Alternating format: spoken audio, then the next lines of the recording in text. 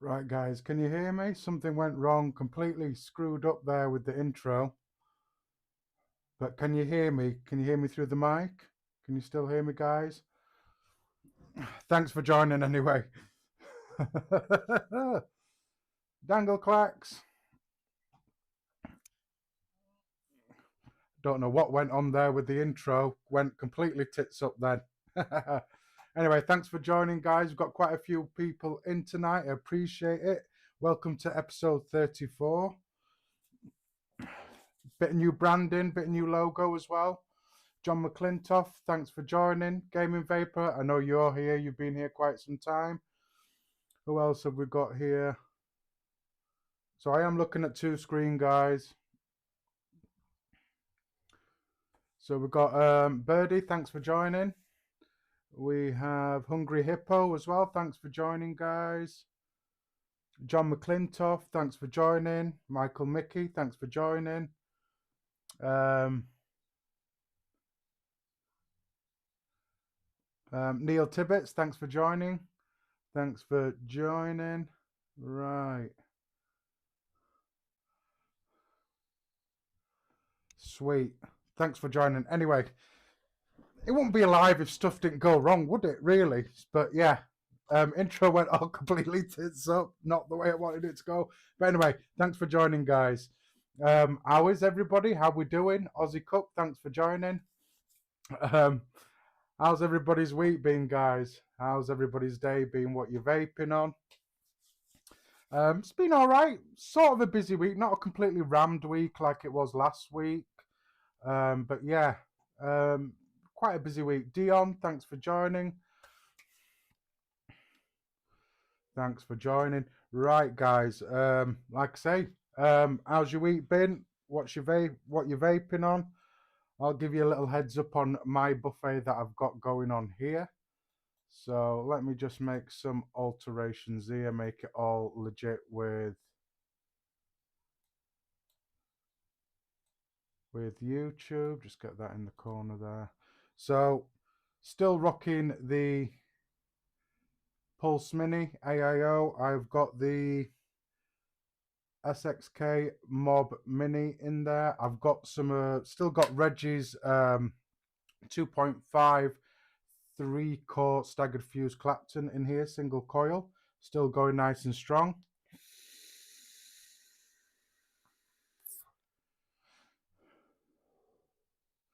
Dion, I haven't followed. Doesn't matter, mate. Doesn't matter. As long as you get to join or you get the replay, that's all I can ask for, mate. That's all I can ask for. And that coil is still going strong, still getting great flavour. In that one, I've got some scones. I'm using this very, very sparingly because I've only got a bit left until I get some more, or hopefully get some more next couple of months. I'm going to be bulk buying, like I've mentioned on other streams. Still rocking the Saga. Come on, Henry. Henry. There we are. Still rocking the Saga and the Dead Rabbit V1 RTA on there. Still going strong.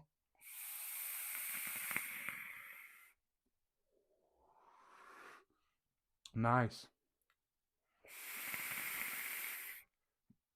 So Gamer Vapor, you're on the Voltro 41 V3 and a DNA 50C LiPo. Nice one. So thanks for joining, guys. Thanks for joining. And then in this one, got some of my G14 classified juice, which is a custard-based juice that I still can't talk about, guys, but that's what I'm vaping.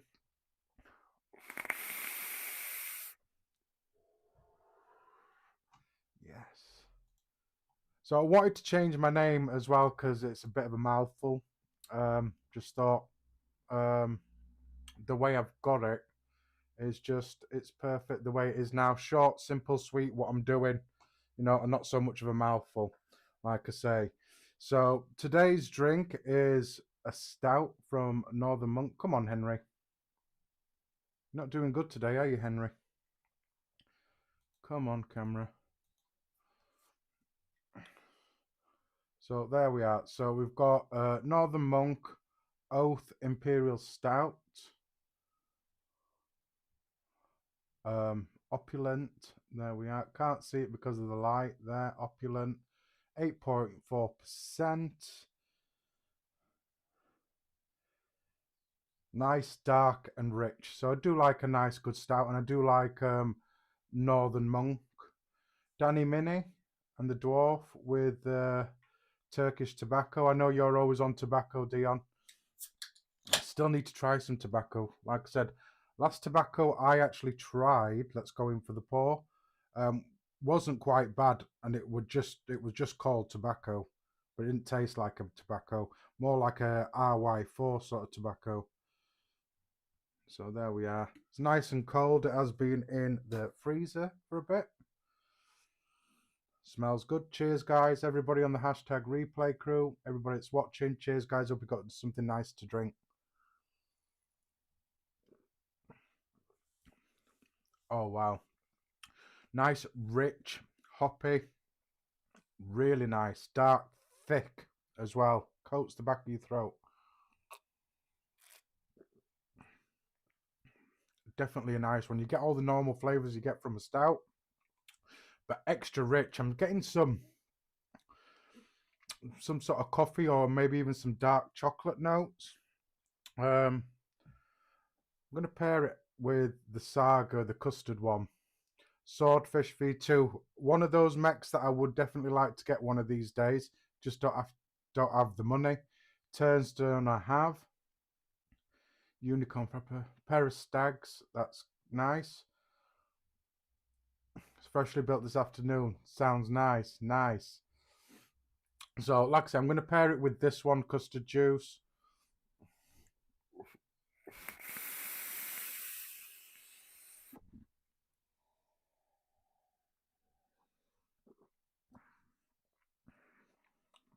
Oh, yeah.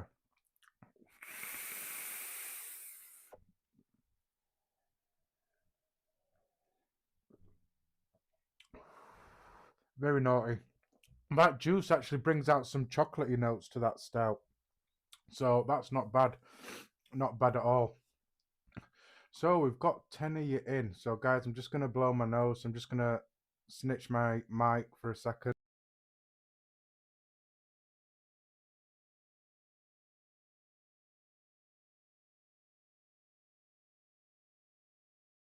And I'm back. Right. So there is a poll in the chat. Oh, there was a poll in the chat. Where's the poll gone?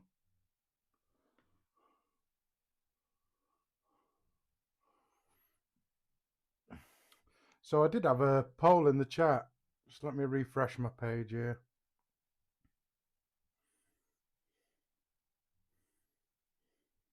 Right, so there's a poll in the chat, guys, of tonight's build, what to build and everything. And we're on 50-50% on the different stagged interlock, an interlock for alien, or just a normal alien, but a stage. Anybody watching understand what a stage is, or know what a stage is, or what I understand what a stage is, or what we used to call a stage back in the day, what we used to call a stage back in the day?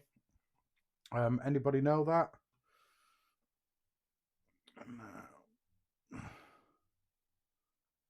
Let's get that going. Just making sure everything's all right on here as well, my end.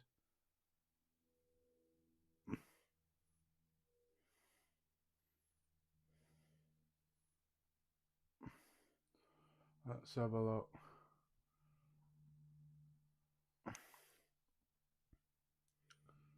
Let me give that a quick thingy. So like I say, yeah, there's a poll in the chat. Have a good.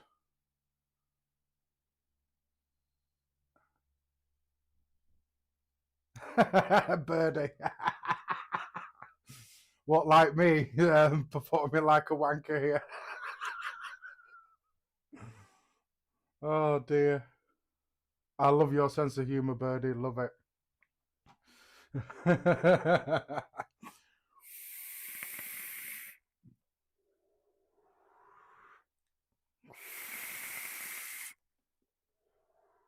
So Nightbot's doing its rounds. Any links on Nightbot is in the description. So if you miss it or anything, you will find them in the description.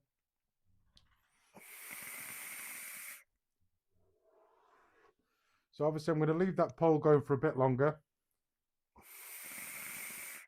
Wow, we've got some people in tonight. I appreciate it, guys. Really do. So like I say, anybody understand what a stage is? Other than somewhere where wankers perform, like myself?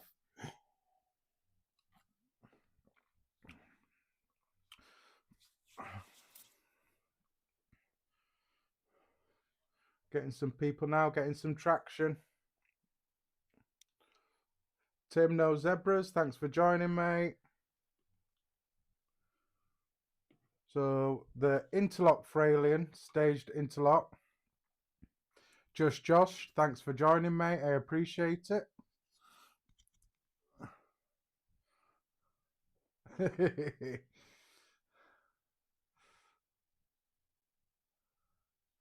Thanks, guys. Right, so let's get going. So I'm going to leave the poll going. I'll show you what I'm building because I found something today that I didn't even realize that I had. I don't even remember buying it, to be fair. So I must have bought it ages ago and completely forgot. But because I've got loads of boxes, obviously, in my stash and everything, it's obviously something that I thought I was already using or an empty box or something. So we'll see how that goes anyway. So let me get you all adjusted where I need you to be, which is like that.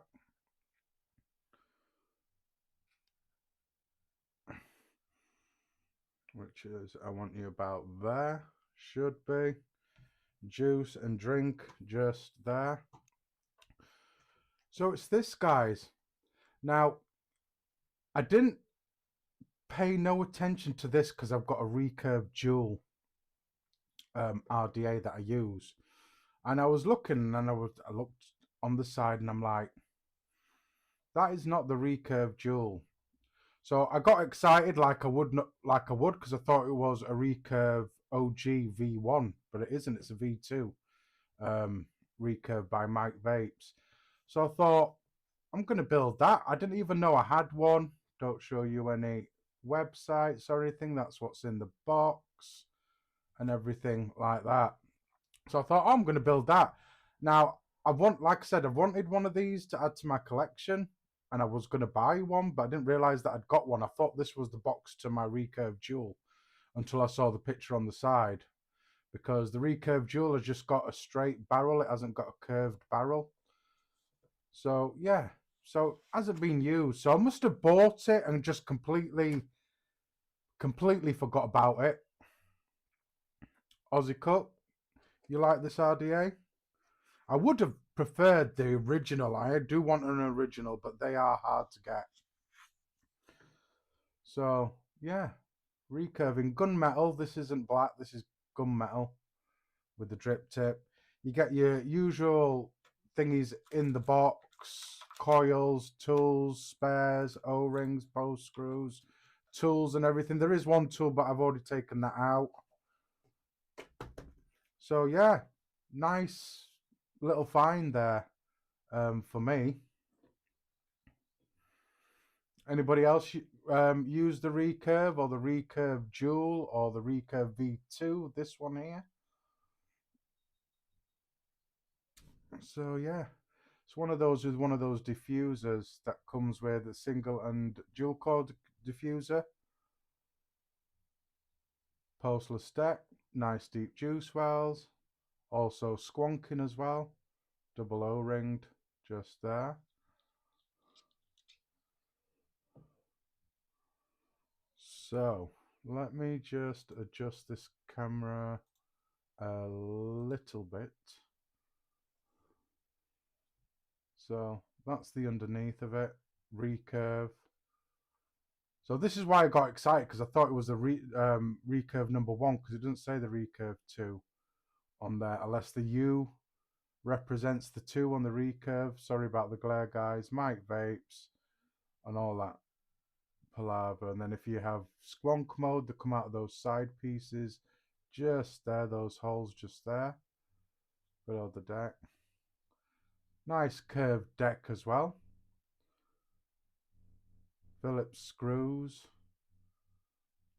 I wish they would have come with Allen screws. I'm not really a fan of these screws because on my recurve dual, they did strip, because I think they're similar to this, but I did swap my recurve dual for Allen screws, spare ones. So that's the deck anyway.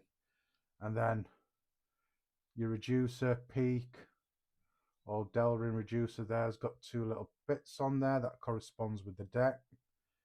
That just sits like that. So your airflow is directly on your coil. So nice curved drip tip on there. Barrel section with the airflow. Notches there, so it sits on the deck in front of your coils. So you've got a notch there and a notch there. There we are. So you have a notch there and a notch there that corresponds with the deck. So it sits directly flush.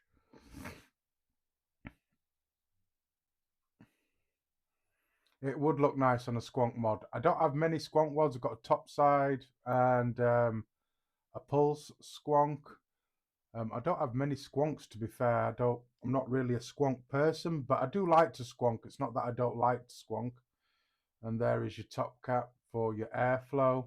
Dual airflow, no single coil option. Nice big beefy O-ring there. 810 with the O-ring on the inside. Dave Watman, thanks for joining.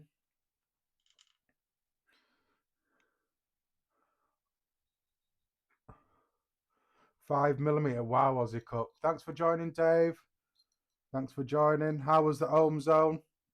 I'm assuming you've just got back from there.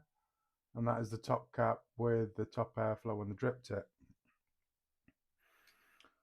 So that's that. So let me do the coil build, and then we'll decide what I want to put it on after that. I do want to put it on a Mac, so I will be putting this on a Mac.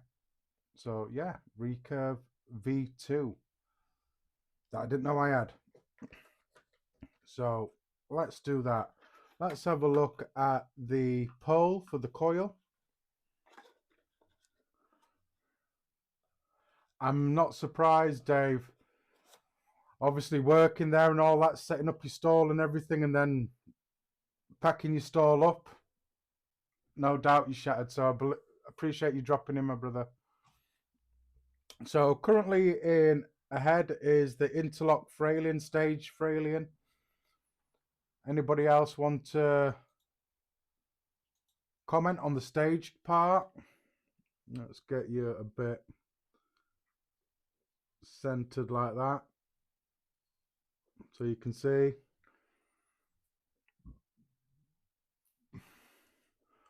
Yeah, Aussie Cook, that's all in the spares, in their single coil adapter and everything, post screws and everything and all that sort of jazz.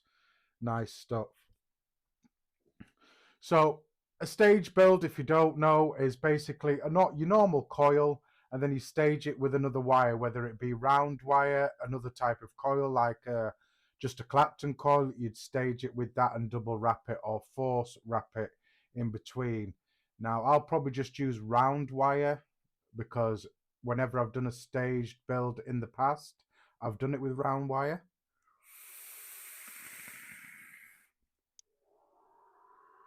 So do have a bit of preparation in front of me, just for if I have any mistakes, but it all depends on the coil build. So we're currently at 67% for the interlock, the staged interlock Fralian, and I'll just let that roll for about another 30 seconds. So like I've said before, guys, I'm not going to go through everything that I'm using. If you've been watching me, I've gone through many times what I'm using and stuff like that. what drill I'm using, swivels I'm using, and whatnot, and stuff like that. So if you're new, just ask questions here and now. If you're watching on the replay, obviously ask questions in the comments and I'll get back to you as soon as I can. So let's get going. So I'm going to end the poll there. So 28 gauge and 36 gauge Fralian, interlock Fralian staged one. So let's get going. 12 votes. Nice one. Right, let's get going, guys. So what I'm going to do is interlock. So I'm just going to move that one because that's just a normal decore for that, and I've already prepared an interlock decore just there. That's my spare. That's not what I'm going to do because I'm obviously going to do it. I'm going to do it and obviously show you how I'm doing it. So let me get set up. So like I say, I'm not going to go through everything that I use. You already know. I don't need to explain the drill that I'm using, why I'm using it. If you've got a normal cordless drill, just use that. I'm using this because this is what I've got. So I'm just going to get that all secured down just so it doesn't move. So it's nice there. I'm using my flat chuck, so keeps parallel builds and multi-core builds nice and flat and straight. If you don't have one of these sort of chucks like I have here, just use your normal chuck of your drill. And then obviously with multi-core builds, with your ends, just bend out how many ever cores you've got and feed them into each section of your chuck if you're just using a normal drill chuck. So I've got a piece of 28 gauge here. So the Fralian that I'm going to be doing is going to be a simple one, which is 2 pieces of 0.3 ribbon folded in half to make 4 pieces. Then obviously frame with 28 gauge on either side of that. And then obviously interlocked alien wrapped over that. So let me get a few bits that I need. So now what I'm going to be doing is I'm going to be doing an interlock decore, and I'll show you how to do that. If you already know, then I apologize. You'll probably have to sit through a bit of boring stuff here. So what I'm just doing is I'm just measuring and putting an L in there to feed into my chuck. And all this does is just helps me when I'm mounting my wires. I will need some magnifiers or some binoculars because my eyesight is crap, and also I can get a nice good close-up look of my wire and what it is doing and so forth and so forth. So what I'm going to do is I'm going to mount my 28 gauge now. Because the ribbon wire, the extra piece of ribbon wire, is just slightly, only ever so fractionally bigger than a 3-core alien, I'm still going to be doing my D-core off a 28 gauge or a normal style 3-core alien. So I'm not changing the wire thickness or anything. It's just slightly wider because of that extra piece of ribbon. So I'm just going to do it like I would do in a 3-core alien. Same wire that I'm using throughout. So 28 gauge. So let me get you in just a little bit closer, not too much, so you can see what I'm doing. And then when I need to get you in closer, I'll get you in closer. So I'm just going to mount my wire into this flat chuck. It does have a center point for the wire to rest in the center of it, which is what I've done there. Lock that in. Get rid of that. So now I'm going to attach to my swivel. So I don't need to tell you what swivels I'm using. You know what swivels I'm using. If you don't know, then just obviously ask if you don't know. But I'm using stainless steel dual rotating ball bearing swivels. They're a bit more pricey. I've got cheaper ones and they haven't been good. So spent a little bit of extra money on some decent swivels and they've been great so far. I can't complain about it. So I'm going to lock that into my swivel. I'm going to tighten up. So that is a little bit too tight. I want a little bit of resistance in there. So I'll just release it slightly at the drill part. So you see how that's more loose. I want it a little bit more loose than that. And then lock that down. So yeah, that's a little bit better. So you want it nice and loose. You don't want it too stiff. So check that your swivels move, which they do nicely. Perfect, like that, which is what I want it to do. Like that, all set up and mounted. So let me get you in there. So all I'm doing now is I'm going to be getting some 36 gauge wire. Let's get the D-core done. So the way to do an interlock D-core, the way I do my interlock D-core is I do a normal fuse Clapton about halfway, okay, or half of the wire that you will need obviously for your D-core. So in my case, I'll be doing round about 30 centimeters of wire, maybe just slightly less. So what I want is slightly more. They say about 50% more of what your wire is. So what I'm going to be doing is I'm going to be doing my interlock round about 35 centimeters, round about there in total length. So 35 centimeters divided by 2 is about 17.5 centimeters for the first Clapton. I hope you guys are with me still. So the first Clapton I'm going to do about 17.5 centimeters. Then I'm going to stop. And then I'm going to force fuse a second piece through that wire in between the first wire. And then that should give me just over 30 centimeters of D-core for my final wrap for my wire. Is everybody with me? I hope you guys are with me. If you're not, just ask questions like I said. So I'm using 38 gauge NI80 for my D-core. So stealth wire, NI80 is what I use. There's better wire out there, but because I'm just building for myself, I'm just using this wire. It's a good wire, a nice decent wire. And I'm also using for my coils 28 gauge nichrome 80, and the ribbon wire I will be using will also be nichrome 80. So I'm not going to get you in too close because obviously you've seen me do this many times before. I just want you to see what I'm doing. So hopefully now, so let me do some manual focus, get you in just a little bit better. So I'll get you there. Perfect for me. So same, even though this is an interlock alien D-core that I'm doing, same rules apply if you're doing a normal alien, is you want to wrap it the opposite way to where you feel comfortable wrapping. So I like to wrap all my stuff over the top.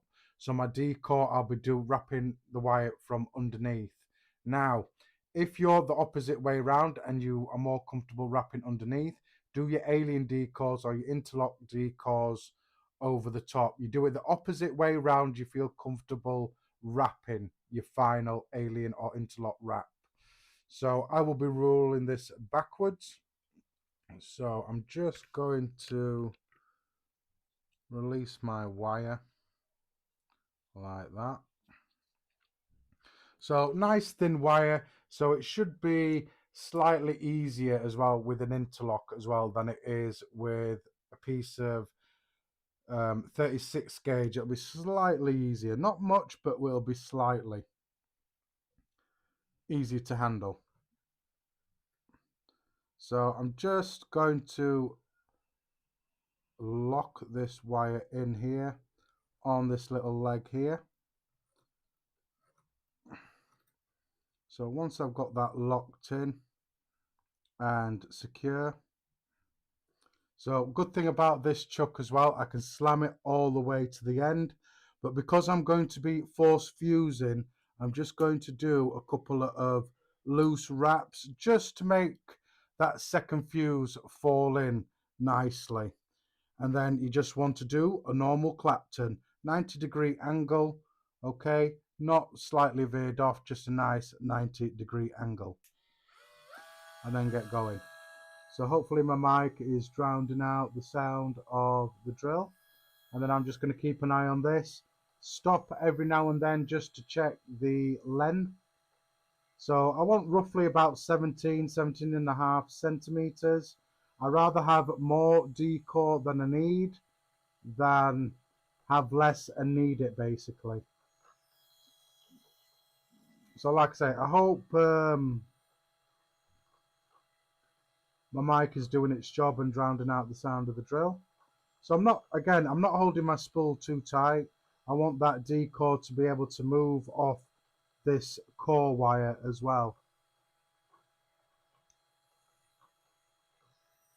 So this is the longest part. This drill isn't fast. It goes a certain speed. If you've got a better cordless drill, obviously it's going to go a lot quicker than this. So like I say, 90-degree angle. Don't hold your spool too tight. You want that movement, and obviously you want it a lot easier as well for that second force fuse.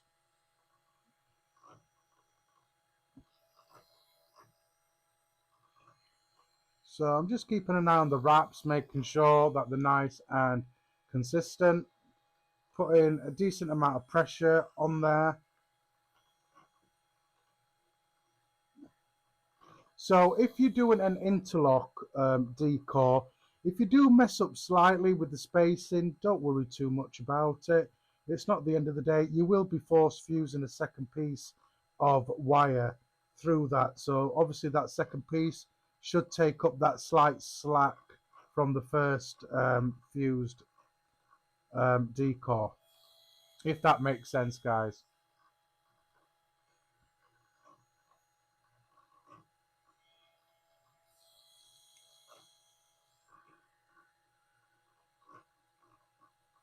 So this is the most boring part, waiting for this part. But like I say, I like to show the whole process. That's what the channel's all about, is the process of making coils and stuff like that.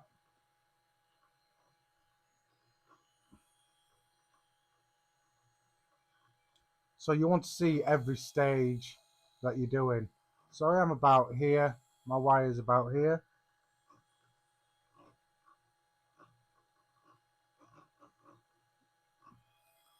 So I'm just going to quickly stop there and have a quick measure of how much I've got.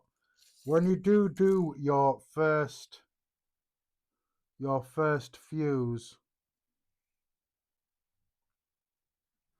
you want to do just slightly bit extra wire, because obviously when you snip it, you're going to get a little bit of a recoil.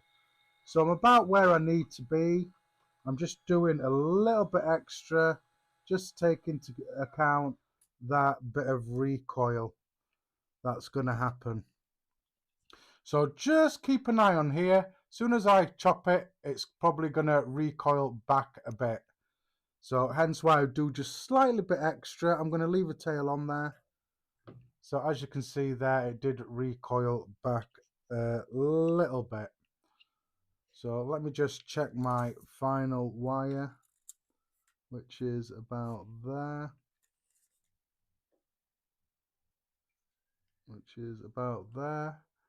Which is more or less bang on, about 17 centimeters. So let's get to the forced fuse. Now I'm going to stop and I'm going to attach my wire again, force fuse a second piece of wire into here so it's parallel. You'll see this end slowly move up as I'm force fusing that second wire in there. You want to do it exactly the same way. You don't want to do it an opposite way. You do it the same way as you've done the first decore. So I'm going to mount my wire again. So what I tend to do is, if I've got a tail, the first wire I'll wrap clockwise around this tail. My second wire for the force fuse I'll wrap the opposite way. So I'm going to wrap this the opposite way round than I did the first wire. So like that, I'm just going to do it the opposite way round, like that. Grabbing the other wire so it doesn't get in the way. So as I said at the start, I did do a little gap for the force fuse, like that. So I've just got that set in, like that. So as you can see, just there is where my first fuse has stopped. So as I force this second fuse in, that bit will move across the core wire. So keeping a good amount of tension on it, still not too much, but enough tension to force fuse in between that wire, and just carry on, force fuse it.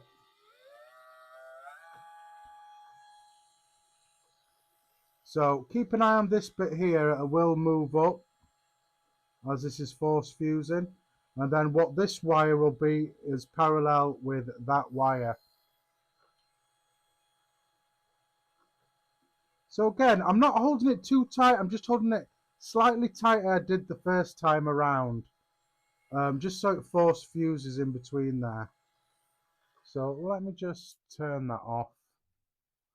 Let me get you out a bit so you can see the whole situation there.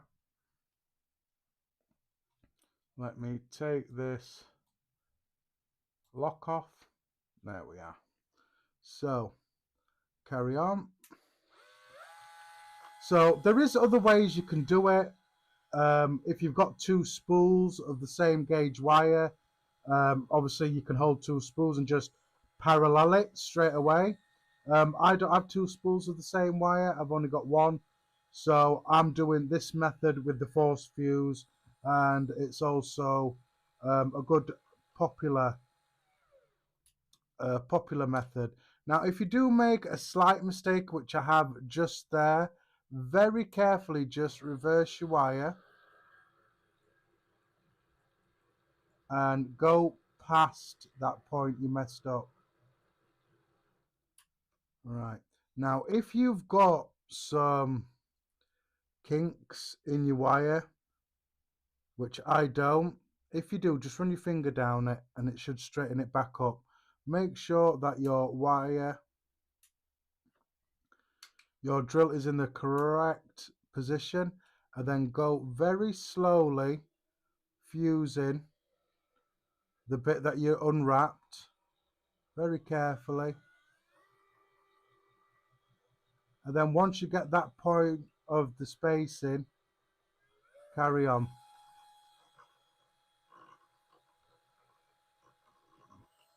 So like I say, guys, Alex, thanks for joining, my brother.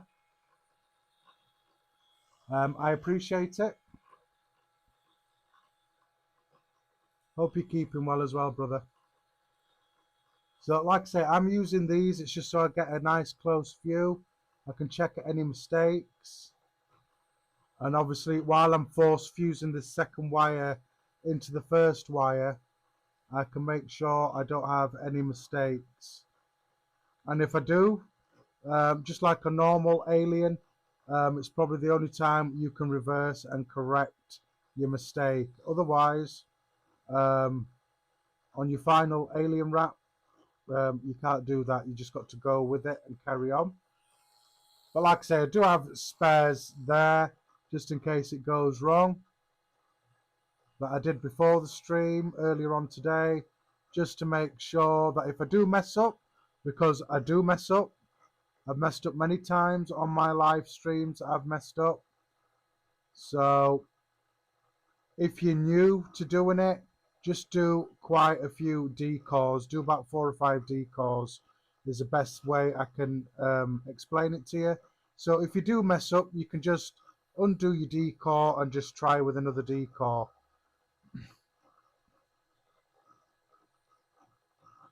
So it's getting to the end here and getting nearly parallel with this end piece here. So I want it round about the same. So as soon as that end gets to the same end as this one, that's when I'll stop. I'm just going to slow down because obviously I want my tail to be the same length. So that's that. So still leave a little bit of a tail on there, like that. And that will help with the pulling.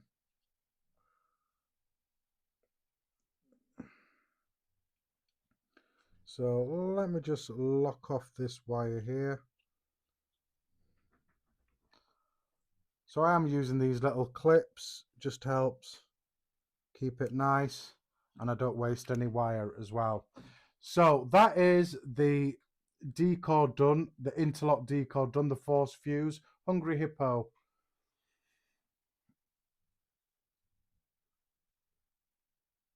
Oh, what did you get, Hungry Hippo? eSig1 is brilliant. I buy most of my stuff off eSig1. So now that you've done your force fuse in the second piece, you just decore it like you would normally a normal piece of decore. So I am going to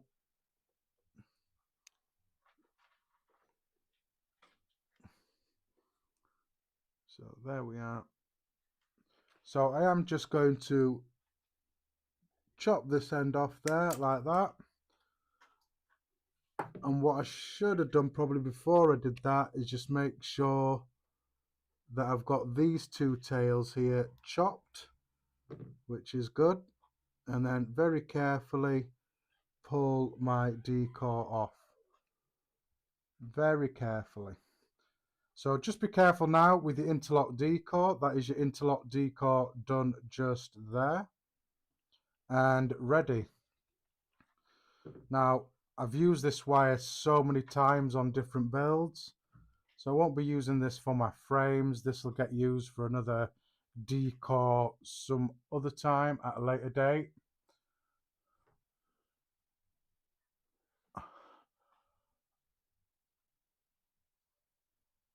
Oh, that's nice, that. Which hammer of God did you go for, Hungry Hippo? Did you go for the 400, the 200?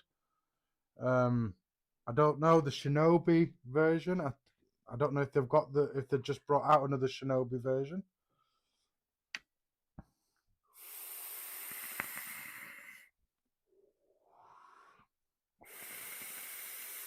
Right, guys, that is the interlock done. Or the interlock decore done.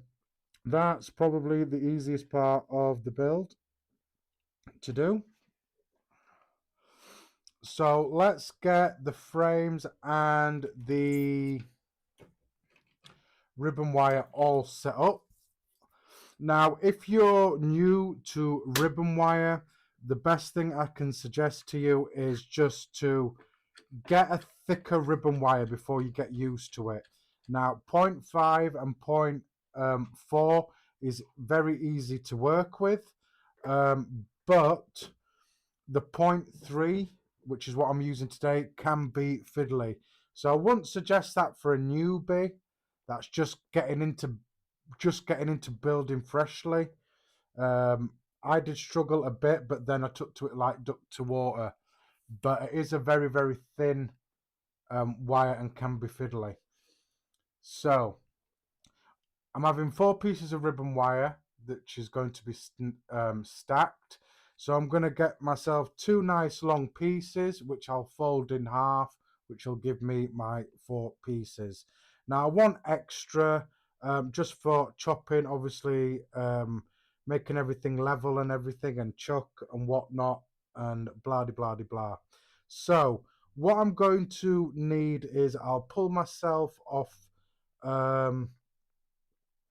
round about just about 60 centimeters or 24 inches of wire, which is around about 31 centimeters. 2 pieces of that. I'll stretch it once I've cut it off. I'm not going to be stretching it on the spool because I don't want to mess up the wire that's already on the spool. And then I'll get them together stacked and I'll go through that, what I'm doing. Now we'll get you in a little bit close so you can see what I'm doing as I'm doing it, what I'm doing with the ribbon wire, and we'll go from there. Any questions, like I say, just ask, guys. This is what I'm doing. So when working with ribbon wire, you've got to also take your time with ribbon wire. Prep is key. If your prep work is too sloppy, obviously that can make a difference in your end result of your build. Doesn't matter if there's a little bit of slop there, but not a lot. You want it as minimum as possible. Now I have got that bent piece just there, which I will be cutting off just to make it nice and flush. Now I'm cutting my ribbon wire with scissors instead of my cutters. Now scissors, doesn't matter whether it's ribbon wire or even just normal NI80, you get a cleaner cut, which is what I want with the ribbon wire. So I'm cutting my ribbon wire with scissors just so there doesn't have any burrs on the edge of it. So I'm just going to roughly measure out 31 to 40 inches. Now it will probably spiral a bit, hence why I will be straightening it, but I won't be straightening it on the spool because obviously I've got wire on the spool that I don't want to ruin just by pulling it and stretching it on the spool. If you have slightly better wire, it'll probably come off the spool nice and straight, but this one obviously doesn't. So I will be stretching it just slightly, just tugging at it. Sorry about the camera there, guys. So nice 2 long pieces just there. Like I said, I will be folding it in half, which will give me that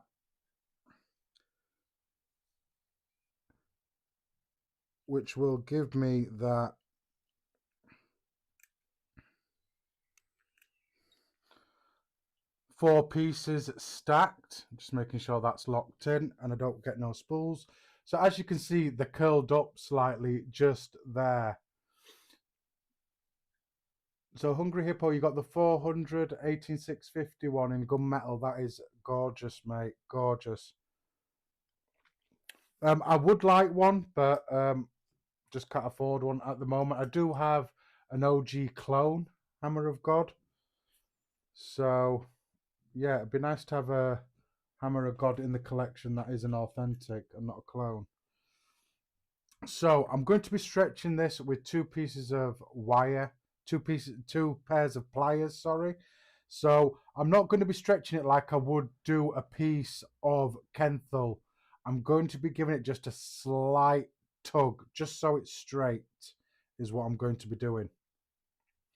So with one end, I'm just going to lock it into my pliers, just here like that, making sure it's straight, like that, holding tight, and then I'm just going to run my finger down just to make sure it's nice and straight. Now, because I haven't got 3 hands, I'm just going to very, very carefully do that and then grab it with my other pliers. Now, if it goes all weird like it has here, don't panic. Just very carefully untangle it if you can, which is not working for me here.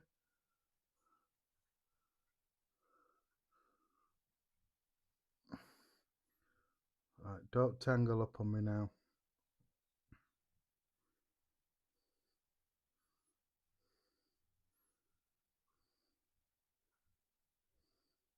There we are. Very, very carefully. And then all I'm going to do is just give it a little tug.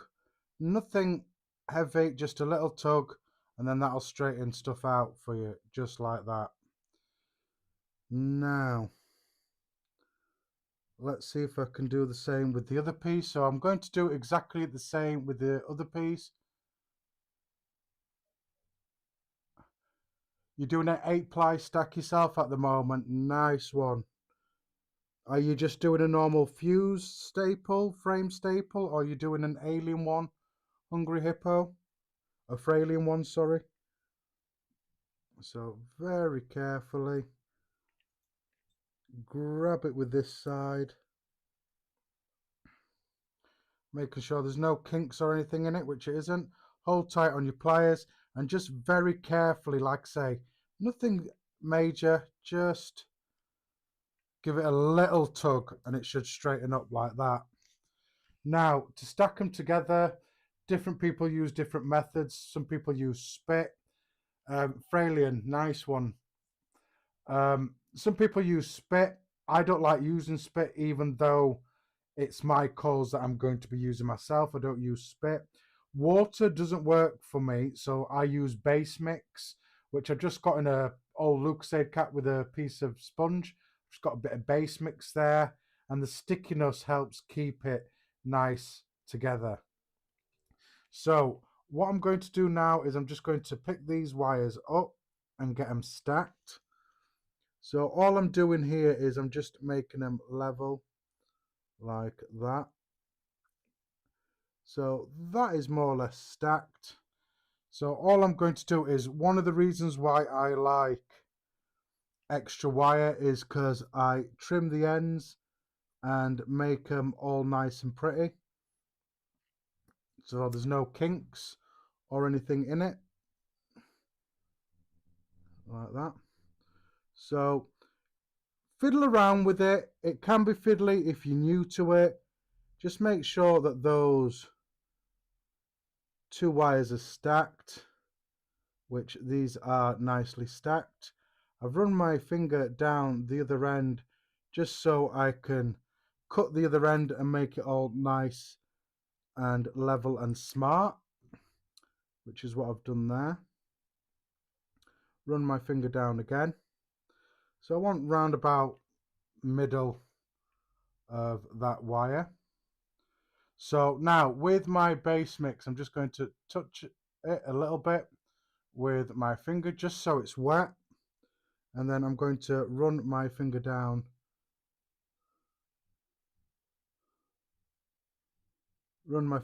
like that, and then that keeps it all stuck together. And then I'm just going to turn this round just so I don't have to wet two fingers. I can just wet the same finger and then just run my finger down, and then that should keep it all nicely together and not flopping about. So they're stacked on top of each other. The more wire you've got, the easier it is to stack. So I'm grabbing it at one end, running my finger down to the other end, and then I'm just going to bend like that, making sure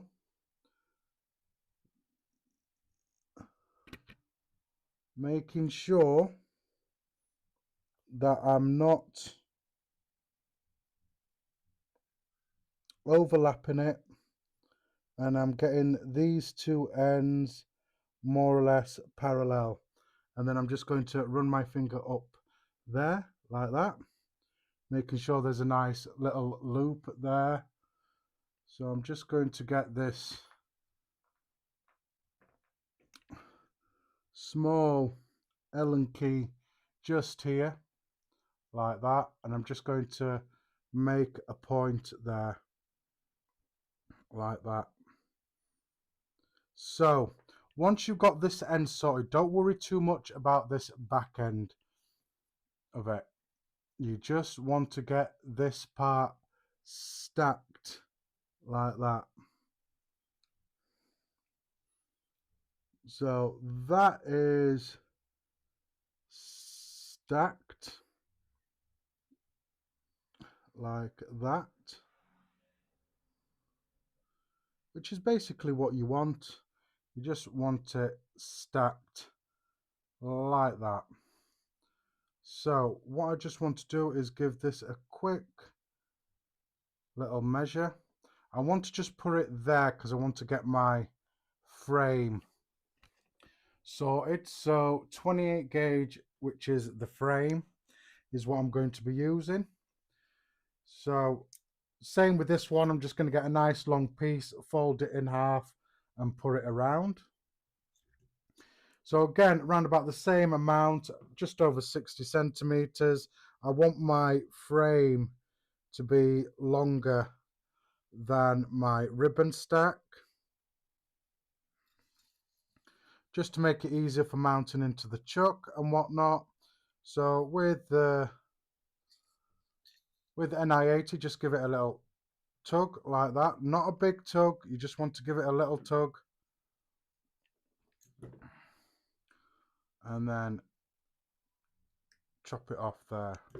So I've got a nice piece of 28 gauge for my frames. So I'm hoping everybody's with me still and understanding everything that I'm saying. I hope you're understanding what I'm saying. So now that I've got that ready, I'm just going to pick up my ribbon wire again. I just want to check that it hasn't moved, which it hasn't, which is what I want. So with a stack like this, it's going to be a bit more fiddly. The more stack that you use, or the more ribbon wire that you use, it'll be easier to stack. So again, I'm just going to make this end nice and flush now that I've got my bend in there. So now I've got that bent and all flush, I'm just going to very carefully do exactly the same thing with the 28 gauge. So with the 28 gauge, let me cut that off because there's a bend in it. Again, I'm just, let me get this out here. Underneath, I just want it round about roughly level. Then again, just run, making sure it's level.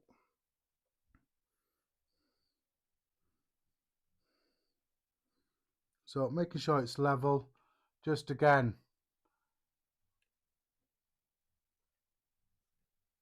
pull that center bit there and pull like that.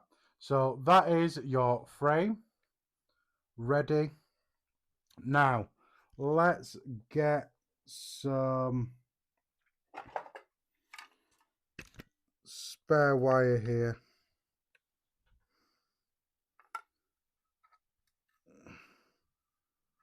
So that's interlock.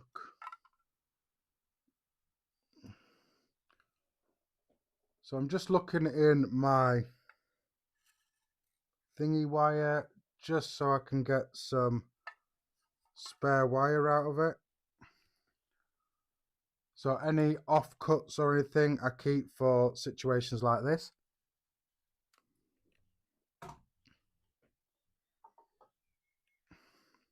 And this is what I'll use as well as hot glue to bind and keep everything nicely together. So I've got my binding wire there, which is just some scrap wire. So grab your ribbon wire again, just make sure that it's all together, which it is. I'm going to carefully insert the ribbon wire in the center of the 28 gauge like that. So basically like that, just to begin with. Now I am going to very carefully, because it can be fiddly and it will be fiddly, so it can test your patience as well, but stick with it. So what I'm doing here is I'm getting everything situated and in line, making sure everything's nice and straight. and together, which is what I want. Now I know I'm off camera here, guys. I just want to get everything together like that. So excuse me, guys. So I've roughly, come on Henry, come on Henry,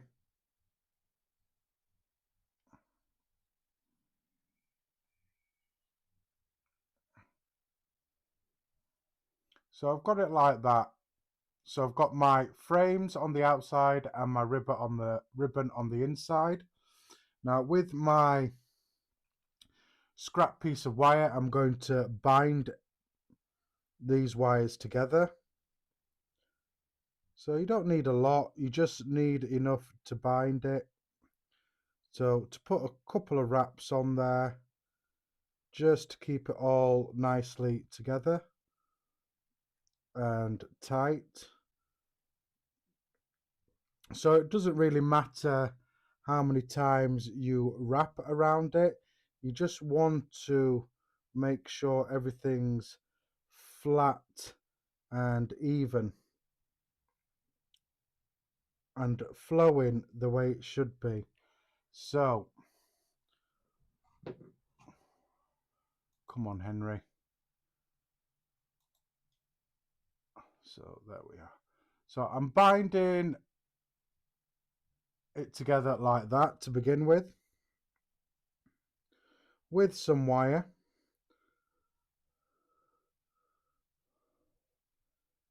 And I'm just making sure everything is as it should be, which it is. So once you've got that bounded up together, I'm just going to cut that edge off. Now what I'm going to do is I'm going to use some hot glue just to give it a bit of extra protection and extra strength at this end, which is going to be in the swivel end of my building setup, which is going to be swivels. So a piece of hot glue, so these little glue sticks that you can get and put in glue guns, just get one of them, and a lighter just to heat up that glue basically. So I'm just going to heat that up. Don't need a lot, you just need enough just to get everything nice. So what I tend to do is once I've got my glue on there, I just give it a little heat, and what that does is it'll go through all that wire and bind it all together, and it'll go in between those pieces of wire and help to keep that nice and secure.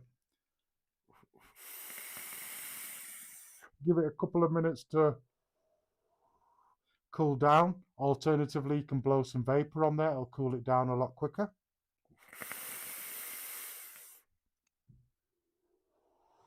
Trying to stay in camera, guys, so you can see me.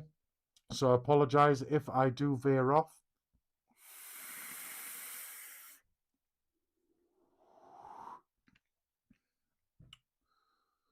So a couple on there. So that's nice and tight now and secure like that. So what I'm going to do is, because normally I have issues when it comes to mounting it in my chuck, I'm just going to make sure that this loop here is just as big as this piece of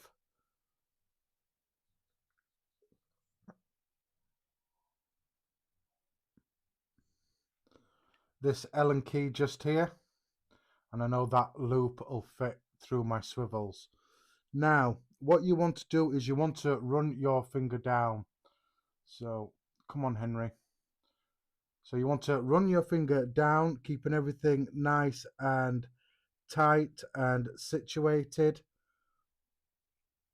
Run your fingers down very, very slowly and tight to the end, like so. So you will find that you will have to probably run your fingers down a few times just to make sure, like that. So I am just going to cut these down a little bit, not too much. I do want a couple of legs just on there. So I'm going to pull this tight like that, and then I'm going to do the same on this side. Is I'm going to bind it with some wire. So just get your scrap wire and more or less do exactly the same. Just get some wire on there.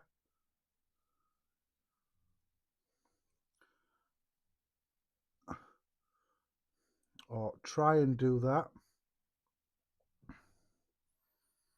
So again,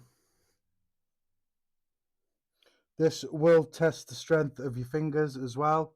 It will make your fingers ache like that. So again, I'm going to bind this end together as well.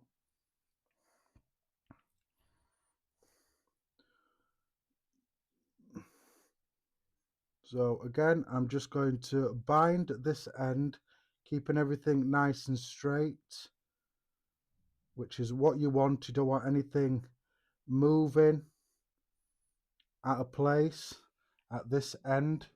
And if you need to, just give it a little pinch like that. Now I'm going to let go. Now that that end is just secure there, I'm go from this end, I'm just going to grab it and pull it straight like that, which is what I want. Just to bind that in again.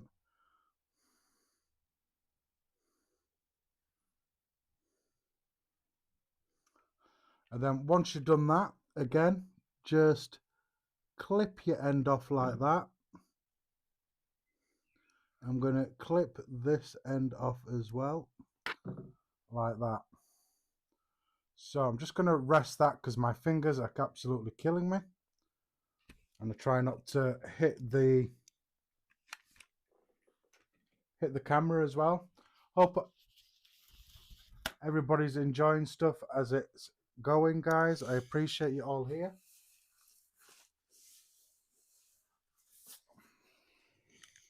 If you're liking the content so far, like I say, don't forget to hit that like button and subscribe button. It does help. So now that I've given my fingers a rest, a little bit of a rest, again, I'm going to do exactly what I did before. Is I'm going to run my fingers down and get to this point here where I've bounded it together. Now, again, I'm going to hit it with some hot glue. And again, this is as an extra precaution. It will help. You probably don't need to do this, but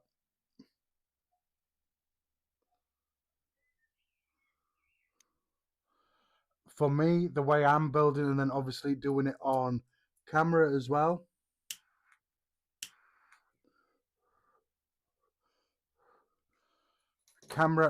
I want this to be perfect. Ouch. I didn't want to do that.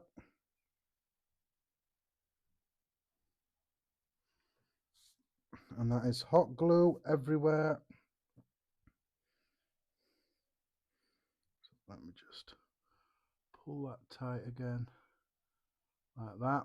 So I'm going to hold it again, keep everything nice.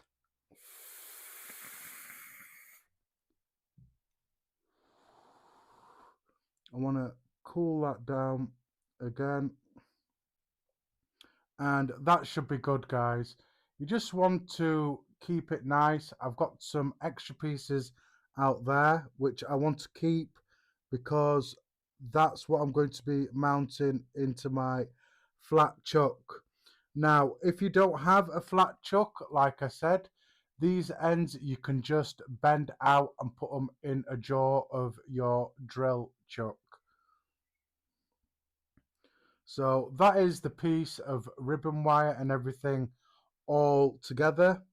Now there is a little bit of slop in this, but because I use a keyring and everything to keep everything nice, it should take that slop and move it out as needed.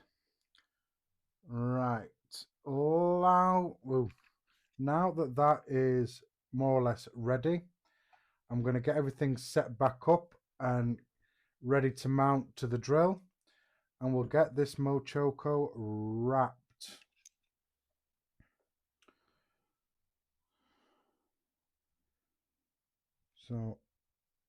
So glad I didn't wear my good stuff, because I've just, with that hot glue, I've just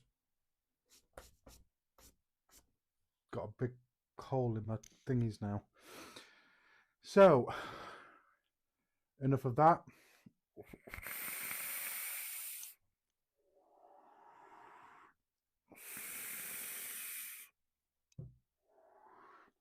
So let me get you out again. I just want to move this out of the way. This is 38 gauge, which I don't need anymore. This is 28 gauge. Don't need that no more. So let me get my drill all set up again.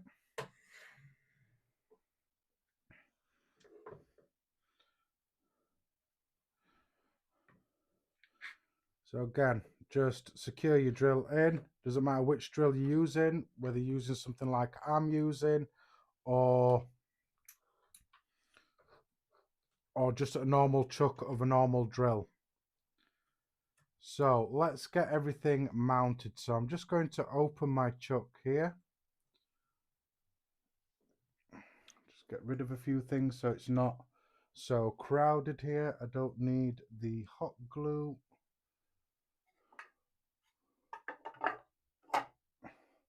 Don't need the hot glue.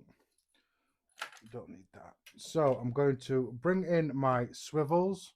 So I'm going to mount one end to the swivel first, which is what I want. So very carefully just get that through the loop of your swivel.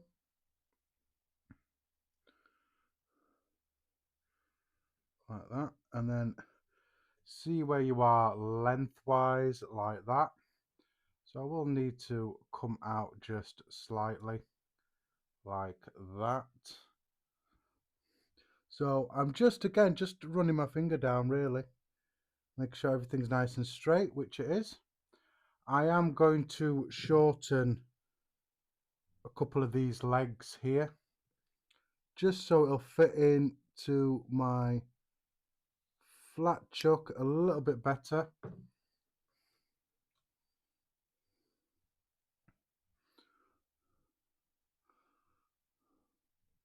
So I'm just going to pop this end into my flat chuck. Now this little tip I did get off Aussie Cook, because you cannot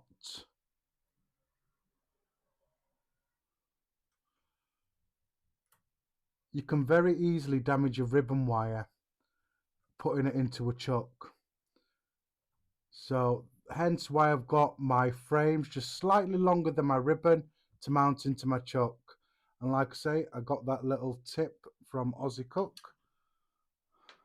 And then I'm just going to secure that in. And you want it light like that. That's a bit too light. So I will just secure it a bit more. So that's basically how I want it, like that. So there is a bit of resistance in there, but not too much resistance. There's enough there for what I need. So I am going to make sure that that is still locked in nice and tight. So like I say, I will be using a key ring. Now I put a key ring over this part.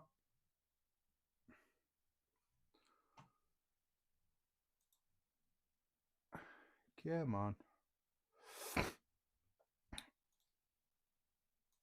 Bit of manual focus will help. So I'll get you in closer when I need to get you in closer. It's just so you can see what I'm doing. So I'm going to use a key ring just to keep everything nice and flat as I am fusing. Now you can use anything else that will help you. Piece of Lego,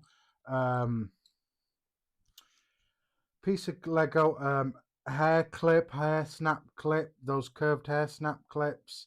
There is tools out there, obviously, that you can use.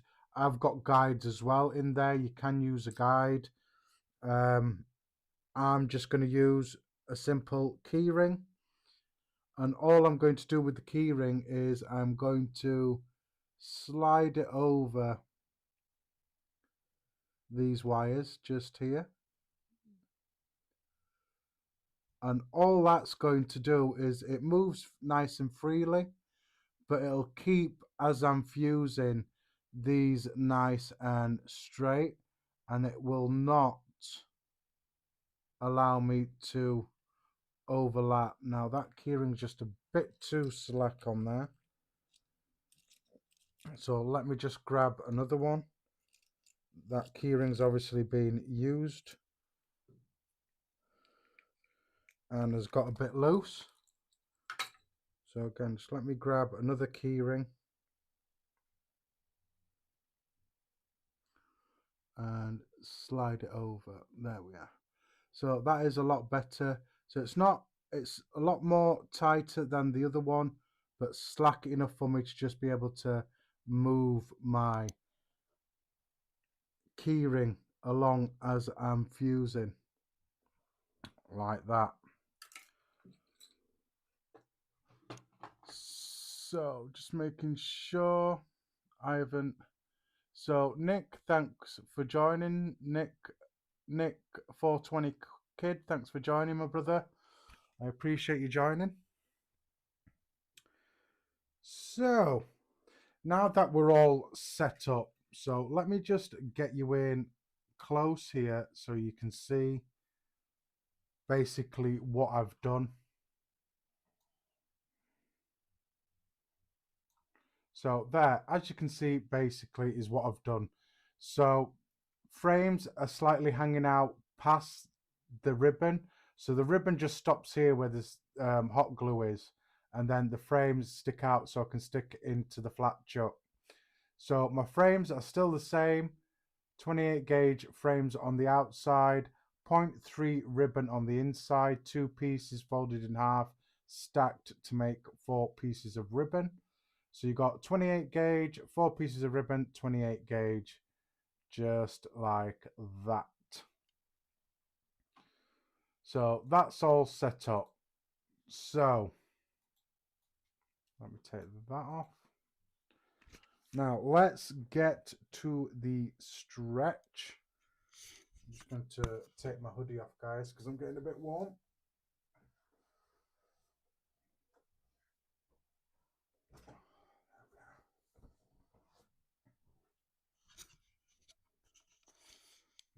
That's a bit better. So guys, so let's get to the stretch. Now, like I've said before, guys, I cannot tell you how to stretch this because not all builds are the same length.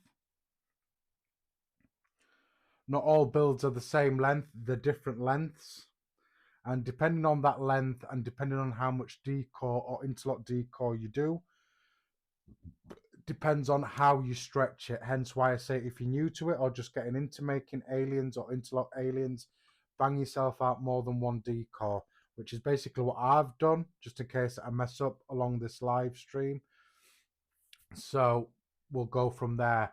I'll show you me stretching it, but I can't say to you stretch it to this length or anything. It's just something you're going to have to play with. Now, if you overstretch, game over, your decore is no use. You're going to have to stretch another piece. Hence why I say do extra as well. So try and do an understretch so you can have a bit of pinching point when you're doing your wrapping, or if you stretch it to that point where you've got it just bang on, it's just going to flow through your fingers. So even now, when I stretch it, I could mess it up completely. So I want to either get it completely bang on or just slightly understretched so I've got a pinch. So let me just put you down here for a second. Now I've got one nice long piece of decore just here, like that. Now I struggle with a nice long piece like this. So what I've started doing is I've started cutting my decore in half. So I cut it in half, stretch two pieces and do two separate thingies, but doing it on the same line. And for every sort of like piece that I make, I know is round about enough for a coil of some sort. So what I'm going to do is I'm just going to measure how much interlock I've got here, which is round about where I wanted it. So I want to cut it. So I want to cut it round about 17.5 centimeters.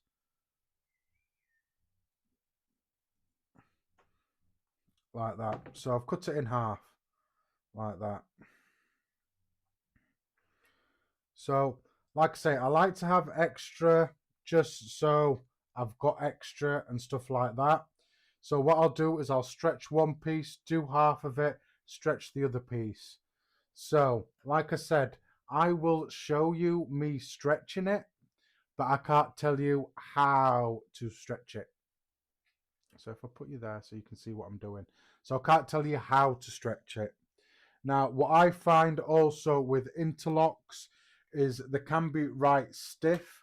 So I normally use one of these if I'm just stretching for a normal single core alien, not an interlock. But I find using a clip and pulling it, it pulls out the clip. So I will be using a clamp is what I'll be using. I'll be just using a little clamp like this. And I'll clamp it down to here. Just so I've got a bit more leverage. So when I pull it, it just doesn't pull out of here. So, like I say, binoculars helps, works for me anyway, because my eyes are great. So what I'm going to do is, with one end, plain and simple, I'm just going to give it a little pull.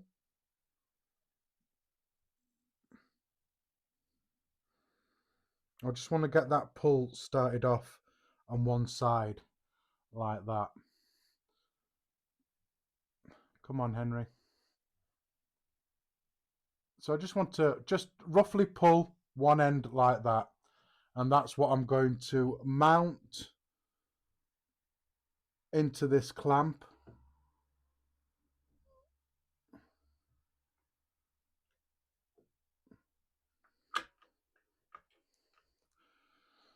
So like I say, I'm using the clamp because it's a lot harder and stiffer for me to pull.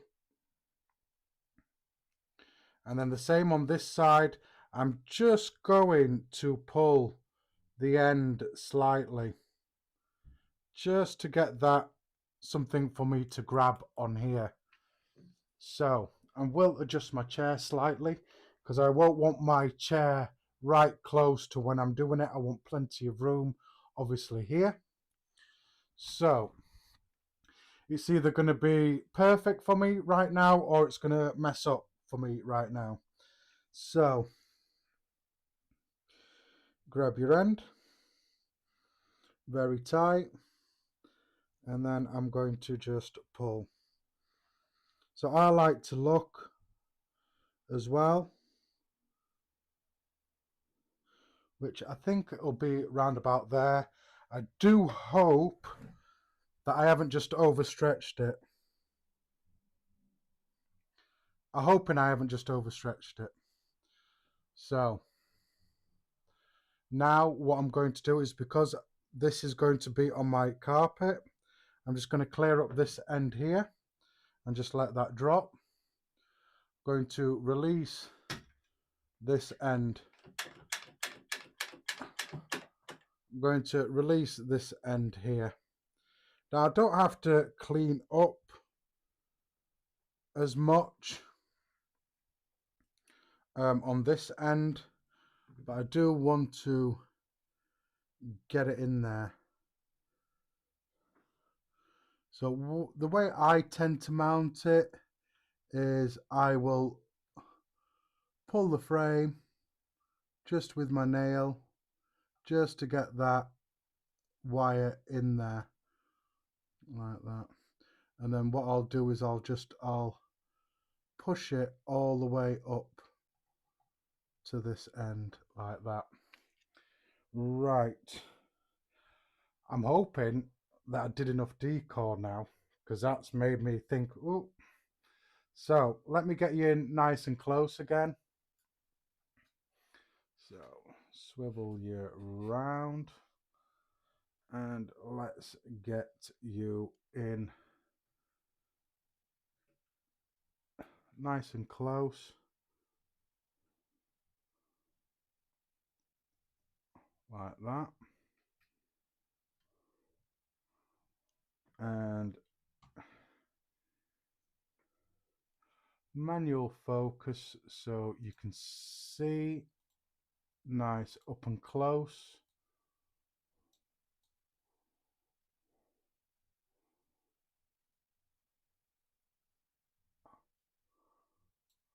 So there we are, nice and close, just there like that. I've got my interlock in just like that. Now I'm hoping that interlock is all right and it hasn't messed up there on the stretch, or I'm hoping so. So same with any other alien or interlock alien, you're just establishing whether you need a pinch, whether you've overstretched, whether you've understretched your wire. So you're just establishing that couple of wraps to get you going.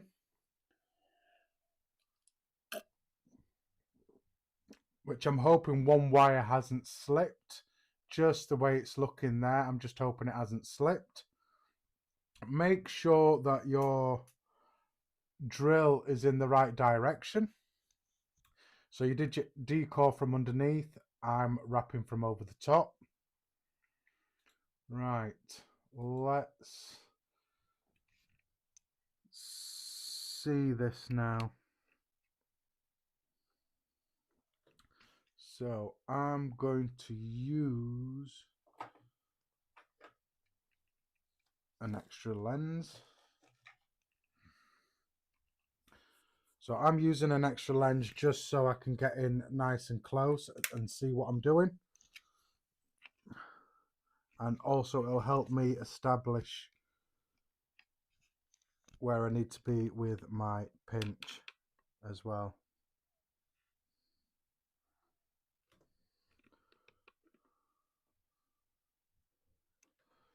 So no, that's not going to work.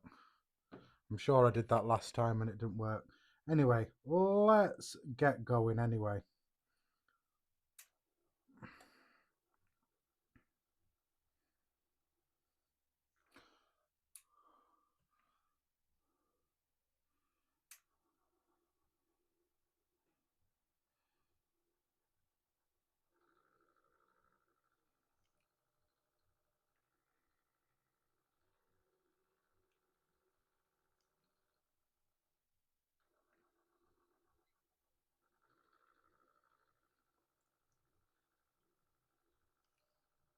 So yeah, I've more or less got it perfect, more or less. And I keep messing up there. So like I've said before, you cannot go back on yourself. You just have to carry on, which is what I'm going to try and do.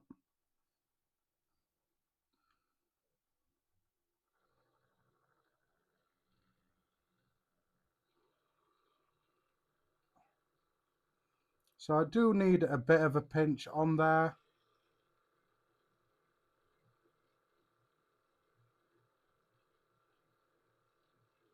Slightly ahead of the game, which is what I want.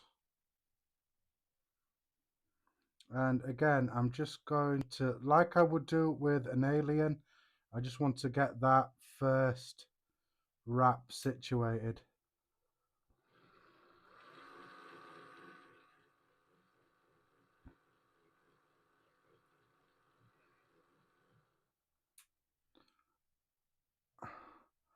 And I'm finding with the pinch I've got, it's slightly easier for me to go fast as well.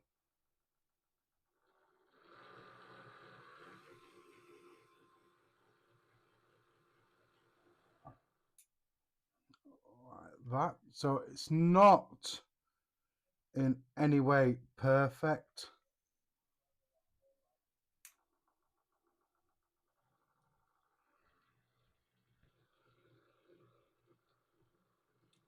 So I'm just going to go slowly, slowly and surely.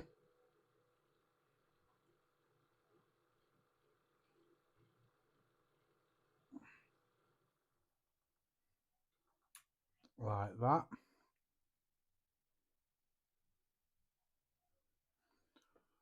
So I am going to let go.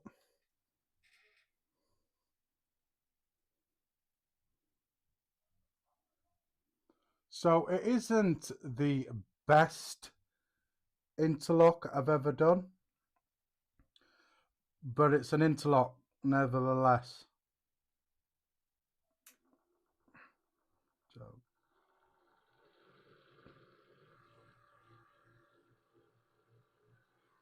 So get going. So I hadn't overstretched it, I'd understretched it, which is good on my part, because an overstretch would have been absolute disaster.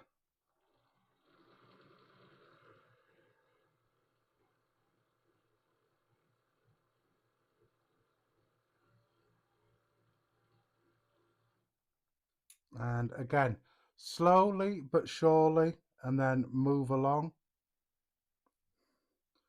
making sure that first wrap is situated, and then carry on.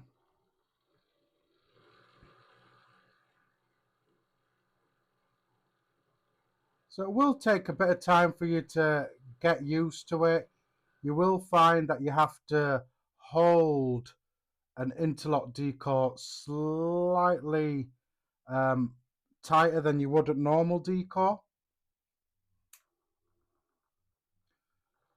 So it can hurt your fingers to begin with until you get used to it. Same, slightly ahead of the game, because you don't want to fold onto yourself.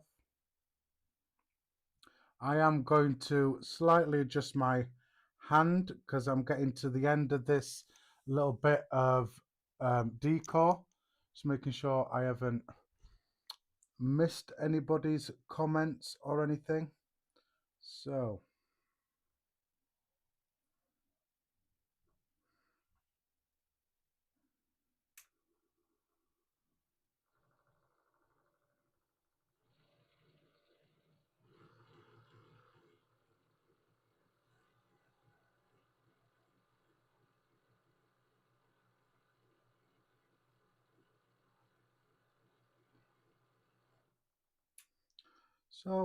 to be fair, not so far so good.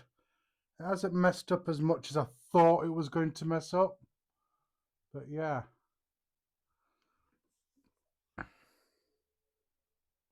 Just going to move that up just slightly more than what I need. Let's move you along.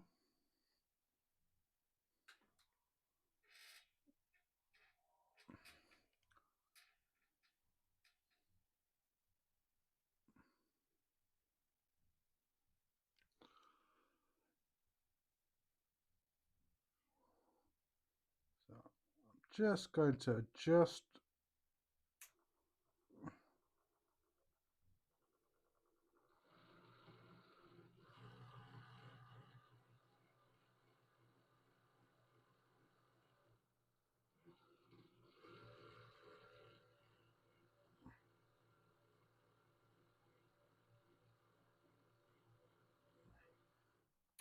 So that is my first piece just done there. Let me have a quick measurement of how much I've got there.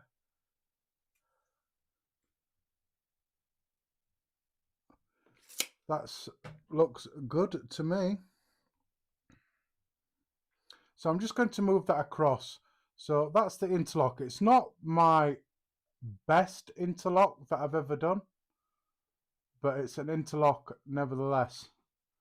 So I'm just going to stretch my other piece that I've got. And I'm going to do that off camera as well. You guys don't need to see me stretch another piece of decor.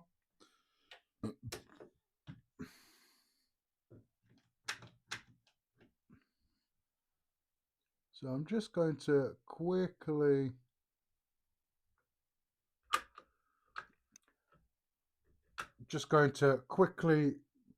stretch this other piece off camera.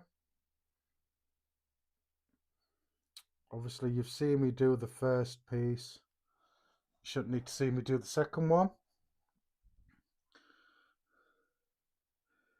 And again, just very carefully, I'm just going to pull.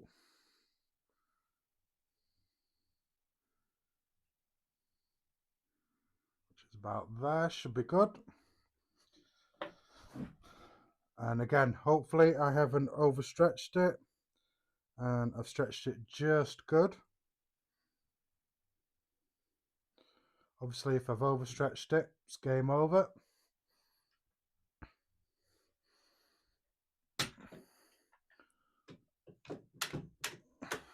So a secondary clamp for doing interlocks is a nice little idea. Because like I say, just with a normal clamp, you're not going to get that.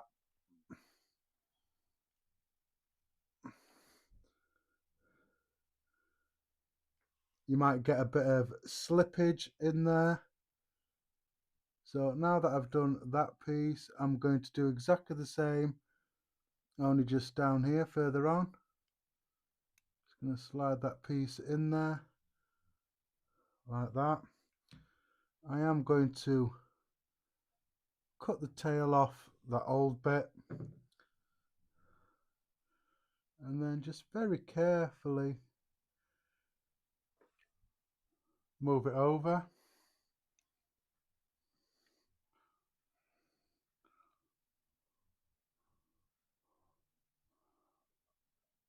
Like that.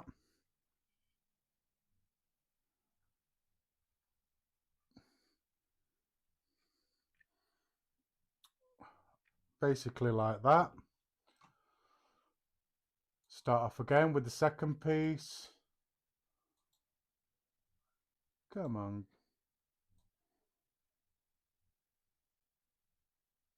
So that's a bit better there for you to see. And then again, I'm just going to carry on doing what I'm doing, only the second part, making sure that my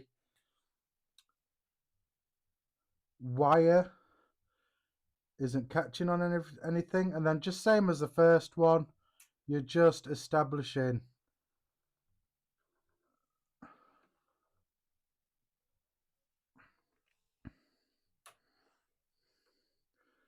you're just establishing those first bits just there. So I want to get that over just so I can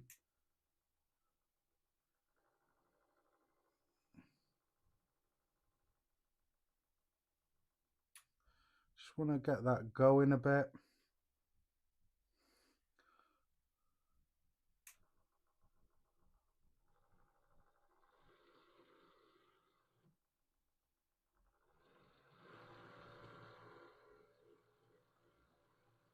And then once you get a groove going, now I think this one, it has been, the stretch was perfect because I haven't got any pinch on this.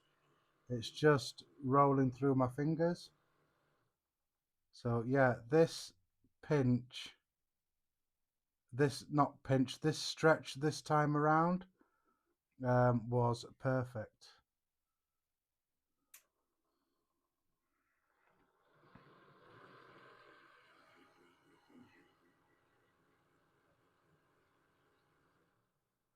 So when you find that you've got your pinch perfect and it just slides through your hand, this is probably the time where you can do it quick. Because obviously what you're doing is you're just laying that wire on there. Get that situated and going again.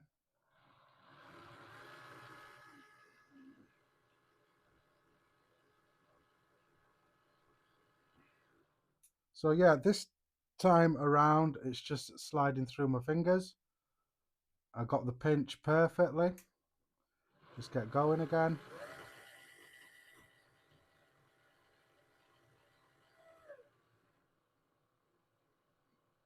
And as you can see, because I got that pinch just bang on, I can do it quicker and not so much have to rely on the keyring. And I just messed up there, being cocky.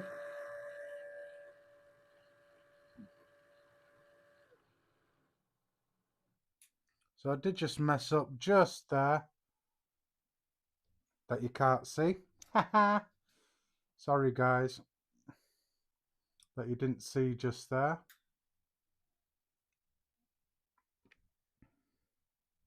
So yeah, like I said, I've just messed up there. Not to worry. Comes with the territory.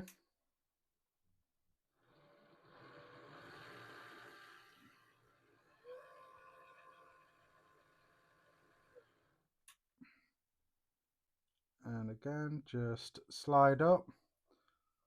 I want to get that first wrap situated.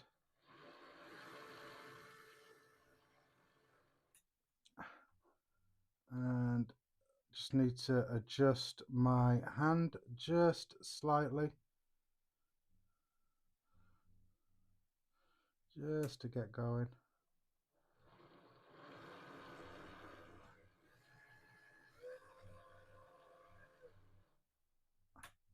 So let me just have a quick measure of what I've got there. So yeah, more or less the same amount, which is what I will need. I just need to adjust my stance here.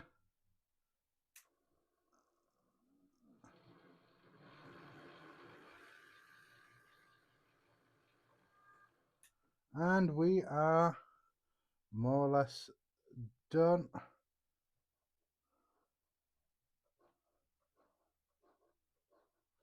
Just going to hand wind this bit here just to lock it in. There we are. So that is the build done, guys.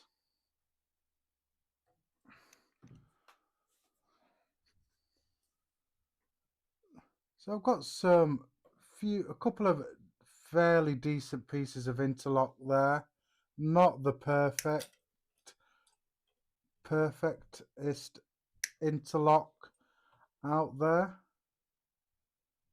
but we can work with that. Nice two pieces just there.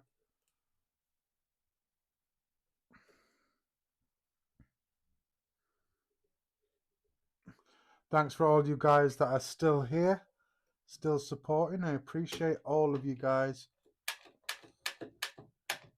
Right. So, let me get you out here and focused. There we are. Thanks to all of you that are still here. Appreciate you all. Let's get rid of that. There we are. And just move stuff along. It's a bit of housekeeping. There we are. So, let's have a look. So, they are the interlock Fralian just there. Now, I did, like I say, mess up just there. Not to worry. And my second piece just there. So not too bad, not the best.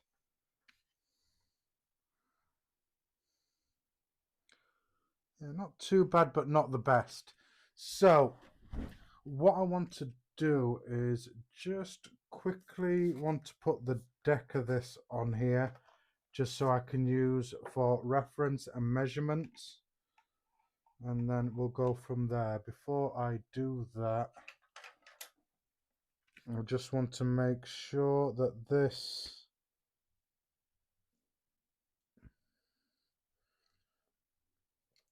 510 pin at the bottom is secure, which it was just a tiny bit loose, but not to worry. So I'm just going to use the deck for reference in this build. I do want a 3mm coil, around about 6 wraps, and then I'm going to stage it with a piece of 26 gauge in between. Just normal round wire 26 gauge is what I'm going to stage it with. So hopefully I've got enough here to do that, which I think I will. I'll have plenty.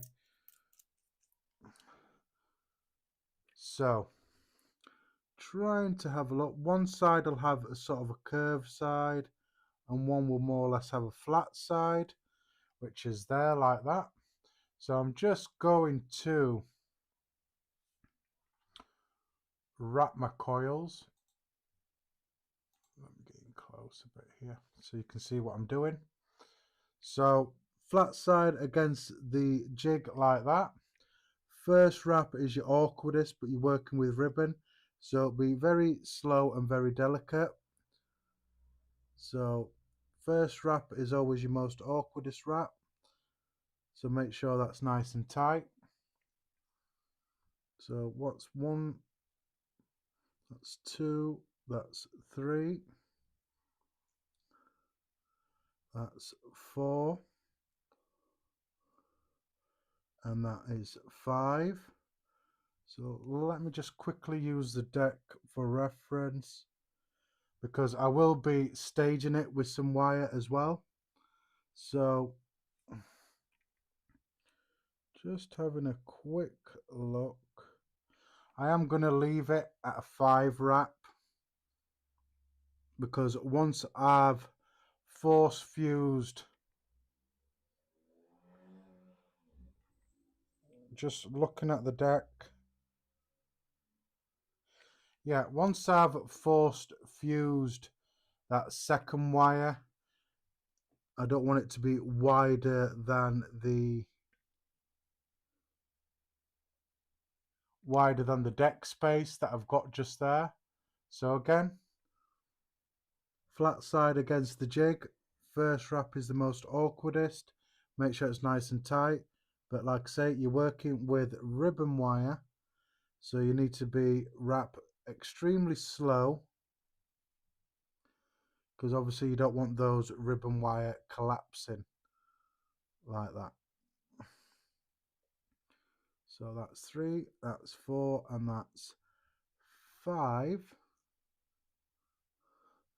I am going to go just a little bit further and then just pull this side out a bit like that.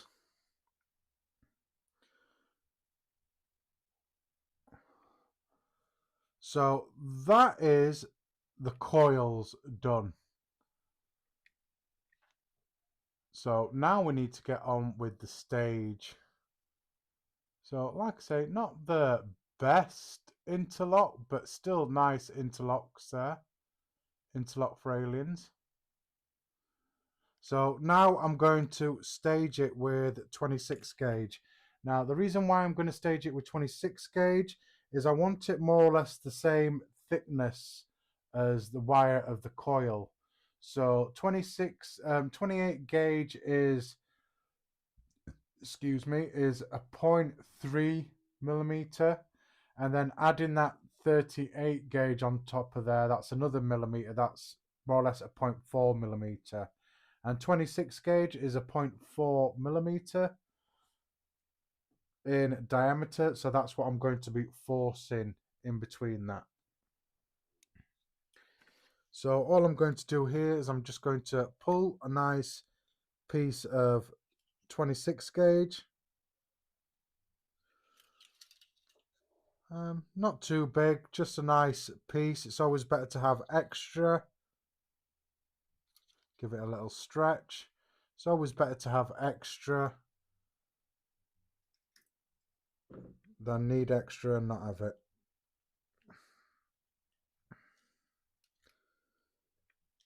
So this is a good idea, guys, using clips. I did get this little tip off JJ Coils. Don't know if you follow him on YouTube, JJ Coils, or follow him on social media.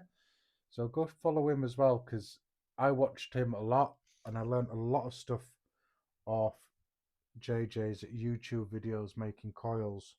So make sure you go and hit him up.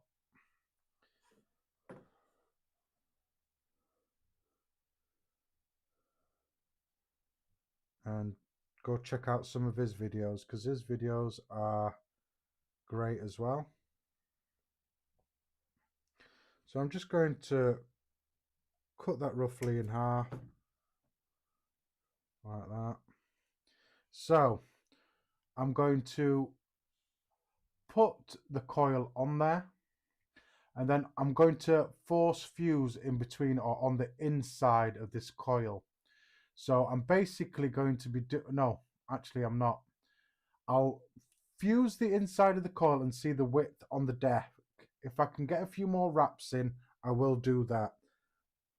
So all I'm doing with this wire is grabbing this wire here.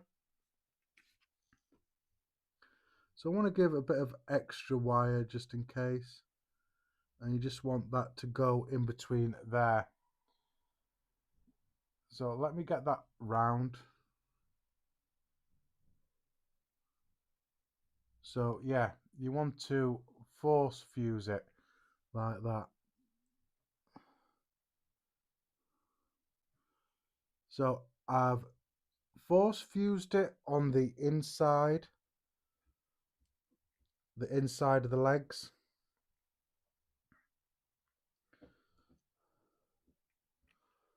So just let me quickly show you what I've done here. So you see how I've force fused that round wire in between? That's the stage part. So what I'm just going to do here is just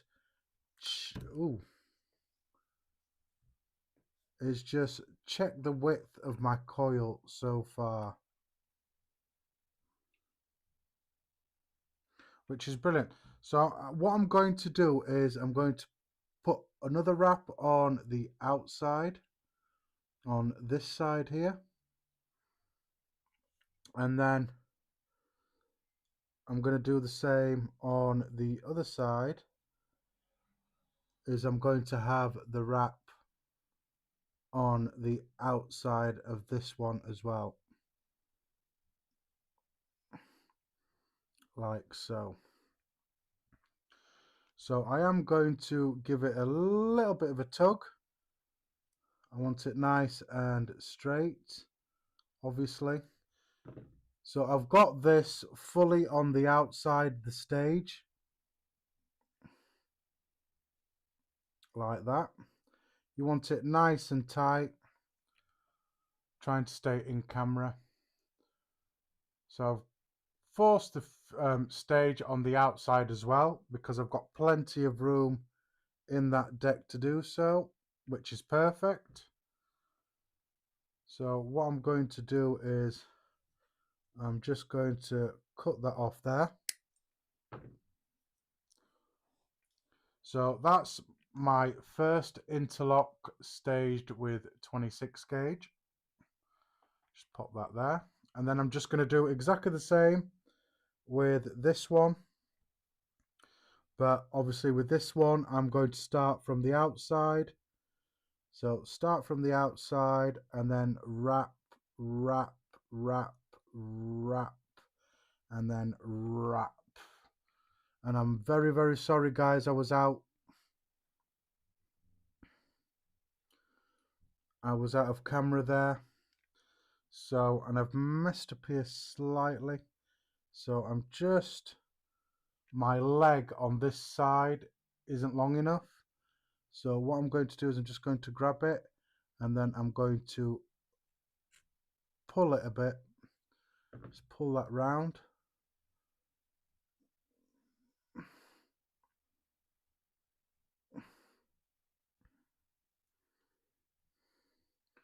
Like that.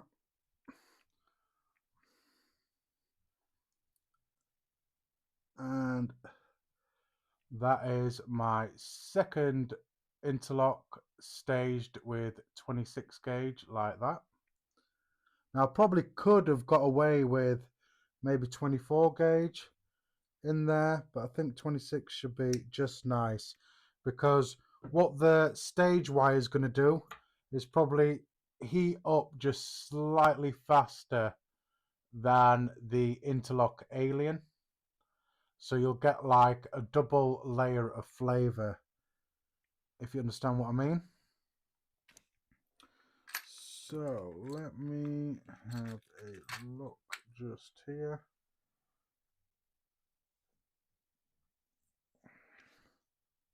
Fit on there, yeah. So this is the other tool that was out of the kit, which is what I'm going to be using. So let's get this built. So I want you here.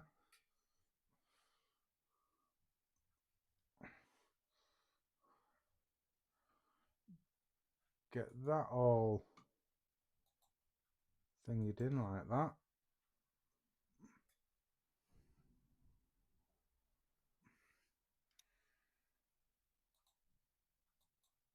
There we are. That's all locked in.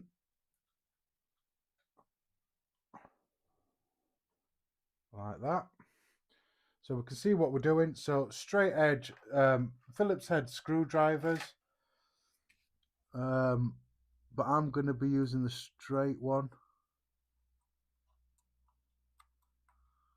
Just there. I'm just going to undo these screws.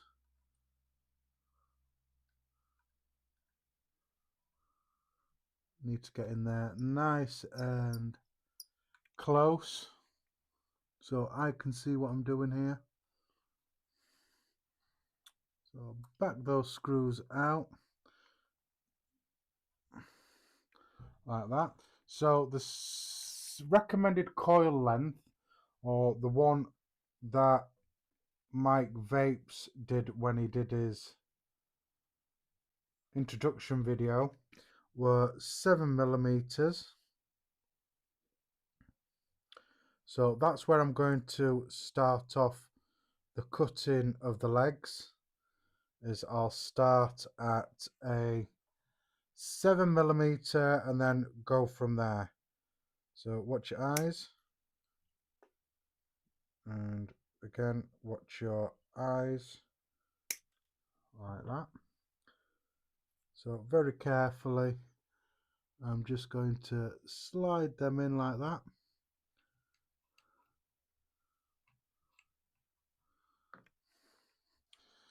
So I am going to use this one just because of the deck.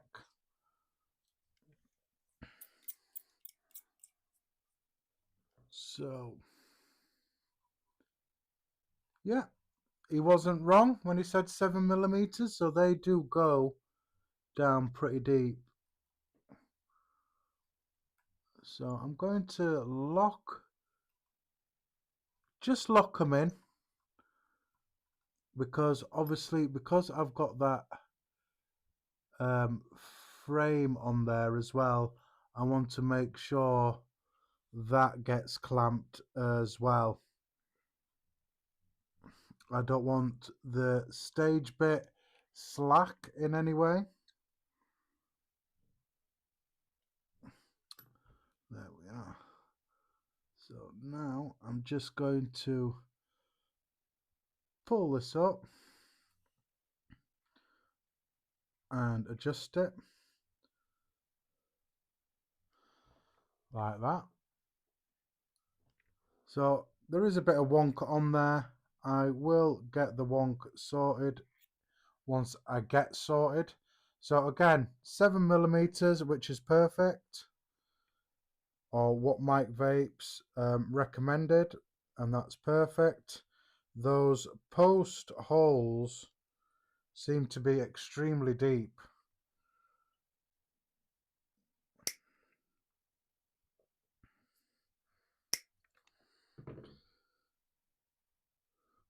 Which is not a problem. So I'm just making sure that both legs end up in there, which they do, sit in there. And then very carefully, just going to get it locked in first before I crank down. Like that. So I'm down. I'm just going to very carefully do that. And then very carefully do that. So now let me do some adjusting. I want to pull it up slightly.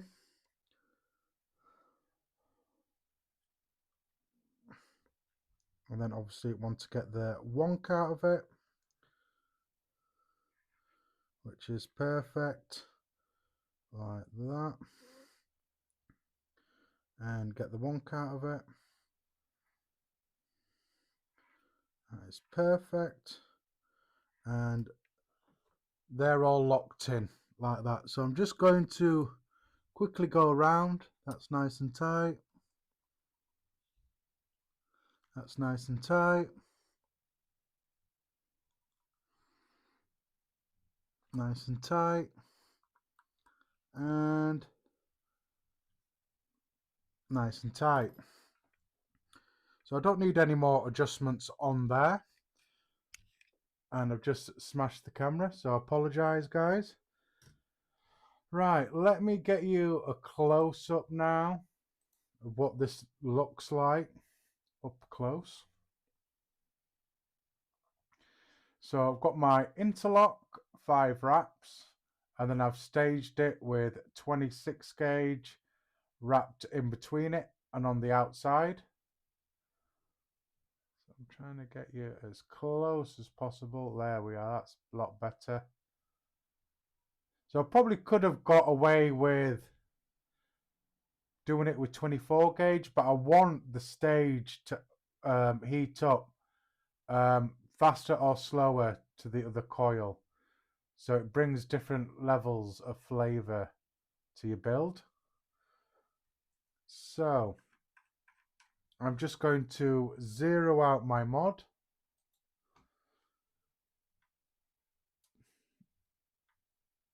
check atomizer, screw this down, nice and tight. Is this a new coil? Yes. So it's currently ohming out at a 007, and I won't be heating it up at that thing. So hopefully it'll either going to stay that way or it's going to jump a bit. Start at 25 watts just to introduce some heat to it. So I don't want to be too rough with my tweezers. I just want to maybe the side of it like that, give it a little strum like that. I don't want to do it with the pointy parts of it because I don't want to mess up any of the wrapping. So let's introduce some heat. Right. Let's get going.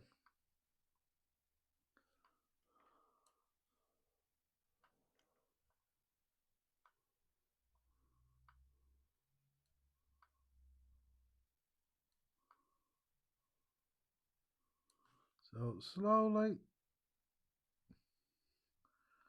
bump up to 30 watts. Looking good. Now, because it's kind of slightly spaced because of the stage, you'll find that it'll probably heat up a lot better like that.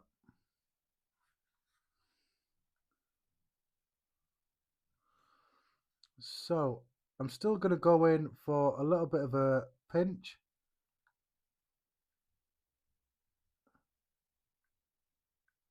Like that. And same with this side, I'm just going to give it a little bit of a pinch. Staying in camera. Like that. Also giving it just a little bit of a tug on each side.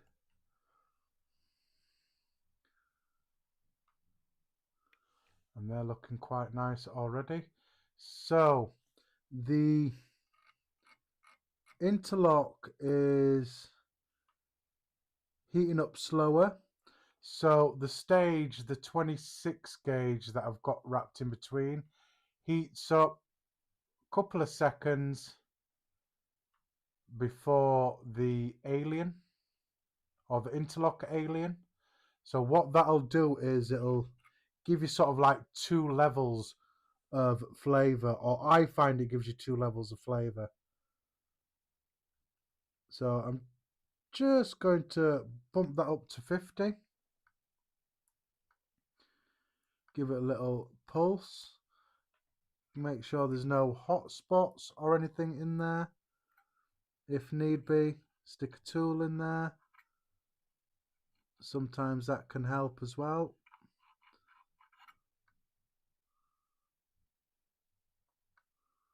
Like that.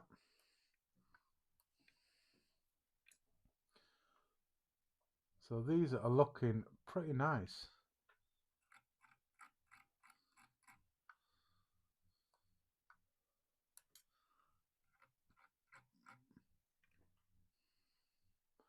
So they're heating up perfectly. Maybe this one is just heating up just slightly faster. Just going to give that a slight pull. That'll help. There we are. That is looking a lot better now. And just play, take your time. There's no rush. You want to make sure that they're heating up perfectly with no hot spots. If you get any hot spots, just work them out. That's looking a lot better. No hot spots in there. They're starting to heat up evenly now. So again, just quickly, quick pulse at 70 and a quick pulse at 80, and that's perfect. So like I say, the stage, the 26 gauge will heat up a second before the alien.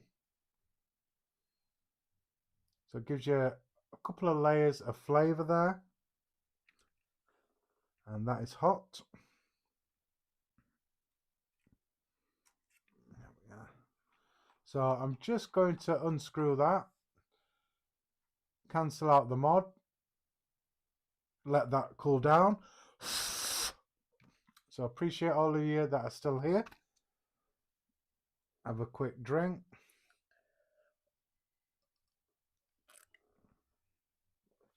And a vape. Vape is nice and cool, so just blow some vape on it, it'll cool it down.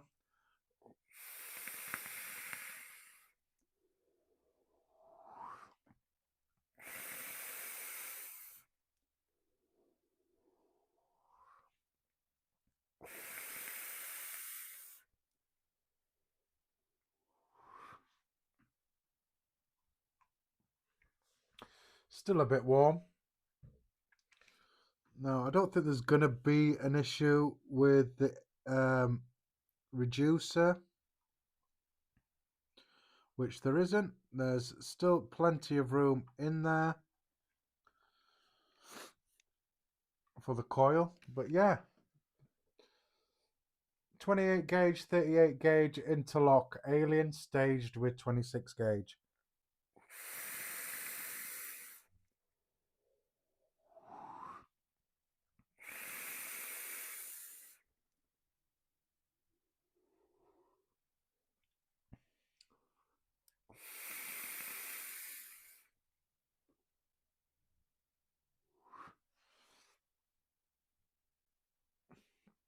So the deck is definitely a bit warmer.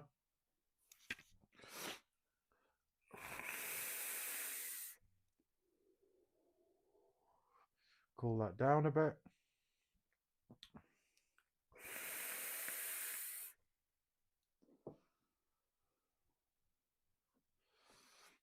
There we are. Yeah, nice and cool. So let's see the final resistance on this. So final resistance is a straight up 0.1 ohms. Dual coil, staged, interlock Fralian, staged with 26 gauge nichrome 80, just there. Let's get it whipped up. And then I'll show you what I'm going to put it on.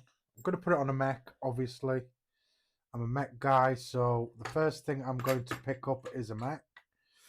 And this particular mech I haven't used since I've got it because I didn't have a battery for it. So I'll get into that story in a bit. Let's get this wicked up. So I'm using Muji cotton. This is a piece left over from last time. So what I've done is, if you get a normal Muji pad, they have a hard layer on each side. Just peel the hard layer off each side. So you've just got the fluffy stuff on the inside. And all I'm going to do is, this should be good for 2 coils. So I'm just going to split it in half. And then I'm just going to pull, excuse me, I'm just going to pull and agitate those fibers. Now, I never used to do this before, but just used to thin it out if I needed to. But I've seen a lot of live streamers and good friends that live stream as well do this with the cotton, and it does make a difference just agitating it a bit. Just loosening those fibers do help with the wicking.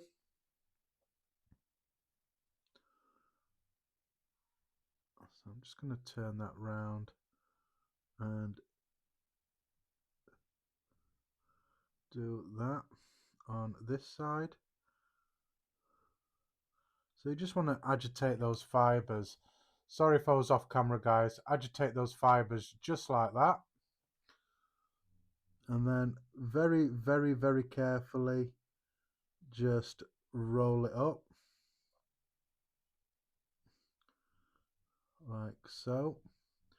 What I'm trying not to do as well is touch the inside of, or the middle part of this section here. I want to keep the middle part nice and fluffy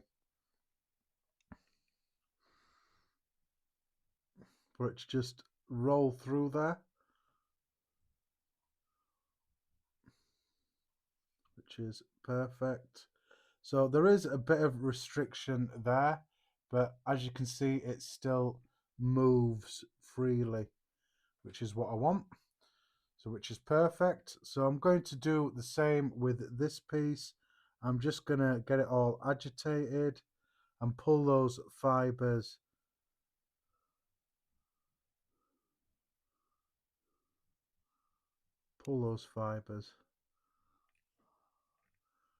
just agitate them. It does help with the wicking. It does work. Like I said, I never used to do this before. I just used to get it in there, wick it. If I needed to agitate it, I'd use my metal pliers, the pointy ones, just to do that. So agitated like that, and then very carefully roll it up. So like I say, I'm rolling it on the outside. I want the inside to be nice and fluffy.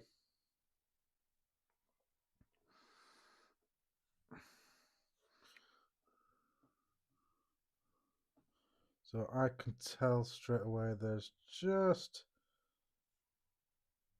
maybe a fraction too much in this particular one. So I'm just going to pull a little bit out of that and then pull that through. There we are. That's perfect. So a little bit of restriction, but still moves.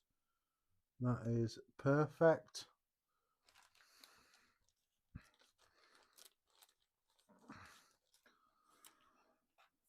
So it is quite a deep juice well.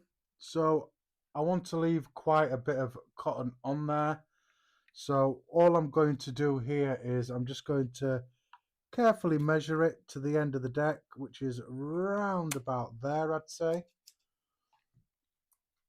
And then with this side, I'm just going to, again, agitate those fibers. So I am going to agitate with these, the needle nose that I was talking about.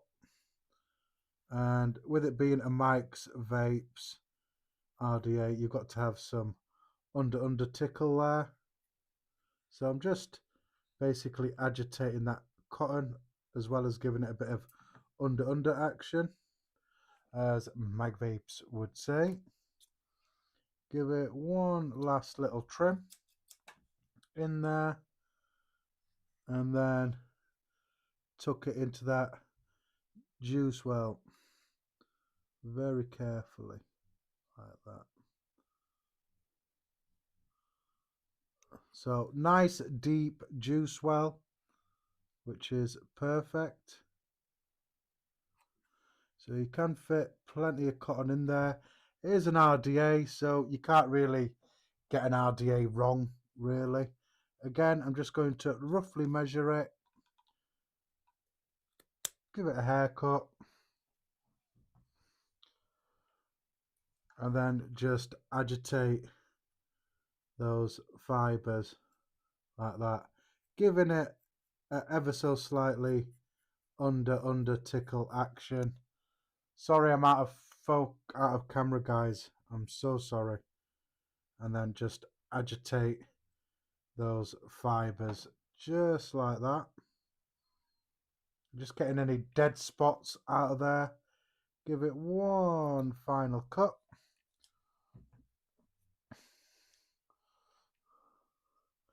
And then very carefully tuck that in there to the bottom of that deck.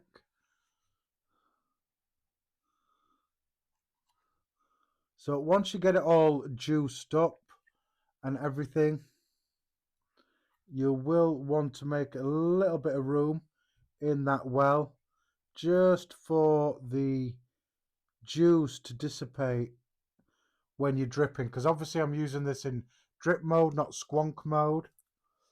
So there we are, guys.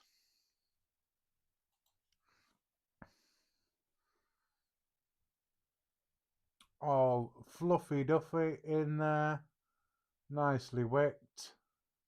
And you do have that curve to the deck, so there is a lot more room under there than what it appears to be, because it does dip down like a curve like that, hence the recurve.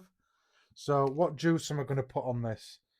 So juice that I'm going to put on this is probably, I've been saving, so it's Dubai custard, Dubai chocolate is what I'm using. So I've only got a little bit of this left, but I will be treating myself today and probably using what's left of it in this section just here. So Dubai chocolate from Fugly Warrior, that's what I'm going to use on there.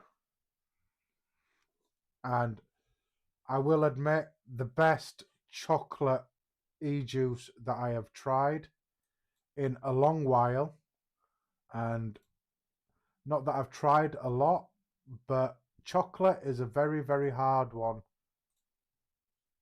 to get right. So yeah, let's get this all juiced up. See if we can get a little bit of drip action in there. There we are.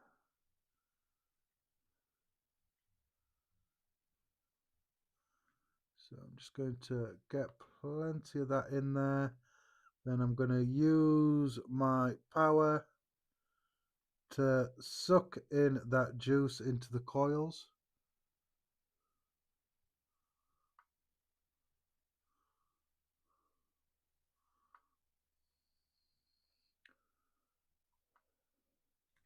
So this is going to be an extremely sad for me when this all goes, which will probably end up being going in this section here. Get that cotton all juiced up and saturated. So I'm just gonna dump some juice in there. So yeah, I've got a really tiny bit left of this. So that's all juiced up. So with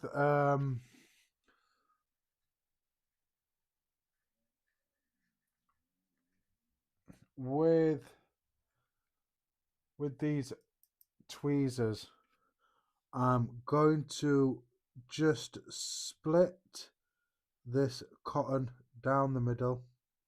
I'm just going to move it across. So when it comes to dripping in there, the juice has got somewhere to escape and obviously go into that deck space, just there. And this is recommended by Mike Vapes as well, just to do that little spacing on the inside. So when you're dropping your juice in there, obviously there's somewhere for that juice to escape to. And it's a very, very deep juice well as well. And there's some vapors. So this juice is going to be gone in 2 seconds. There we are. So let's get the reducer on before I forget. And your airflow reducer just there goes into those little points just there. Get that in just there like that. And then top cap on. So they do have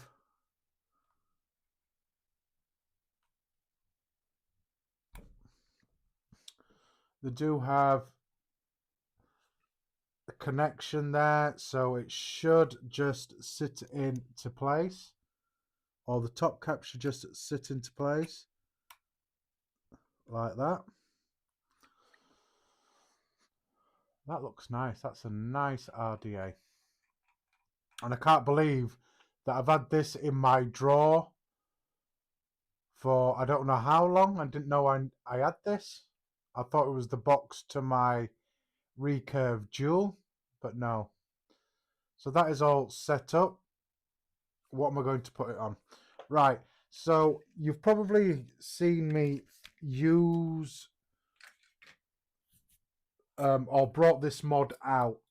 So I was able to get a Descendant, a Rigs mod Descendant mech, an authentic one as well, which I do have a clone OG V1 one. And if I do have any clones of any type, I do try and source an authentic or something authentic from that company. So it's not so much a kick in the face that somebody's enjoying a clone of somebody's work. But yeah, sorry, I'm just tidying up a bit here, guys, so there's not so much here. So you've seen me pull out my Descendant before. So let me just put you there. So you have seen me bring out my Descendant. Now, I got this right cheap. I've only got this for 30 quid. I appreciate that, Gaming Vapor. Well, the build is done and it is in there. Did you see the build that went in there or how I did it? If not, I'll show you in a second. So I got a Descendant, really cheap, old stock. Obviously, the guy knew what it was. He had it in his boot of his car, and he says, "You'll probably enjoy this because obviously you're into your mechs and stuff." Brings it out to the car, opens it up. There's two tubes in there. There's obviously a Descendant, which is what's on the box. Everything matches up, but I got an extra tube in it as well. Just the tube, no switch, just the tube. But the switches are interchangeable. Now, when I went online to just check about shit, not a problem, Gaming Vapor, I'll show you in a minute. So when I got it, obviously I got the Descendant and obviously the switch, and inside was an Outlaw tube as well. Now I did find out, because I wasn't sure whether it came as just the Descendant or you got an extra tube with it. You didn't. The Outlaw was a separate tube, separate mech to get with it. So I got basically two mechs for 30 quid. Both authentic and everything. The only difference with the Outlaw is it takes a 2700 battery, which I don't really have. But when I got all that stuff off my friend Shez and I got that Pulse BF mod, it came with a 2700 battery. And it wasn't until today I was thinking, oh, I can use that Outlaw mod. So that's what I'm going to be using, is the Outlaw mod. So I'll pull it out and show you guys. I did clean it all up today. I've had it out, stripped, the switch stripped, everything stripped,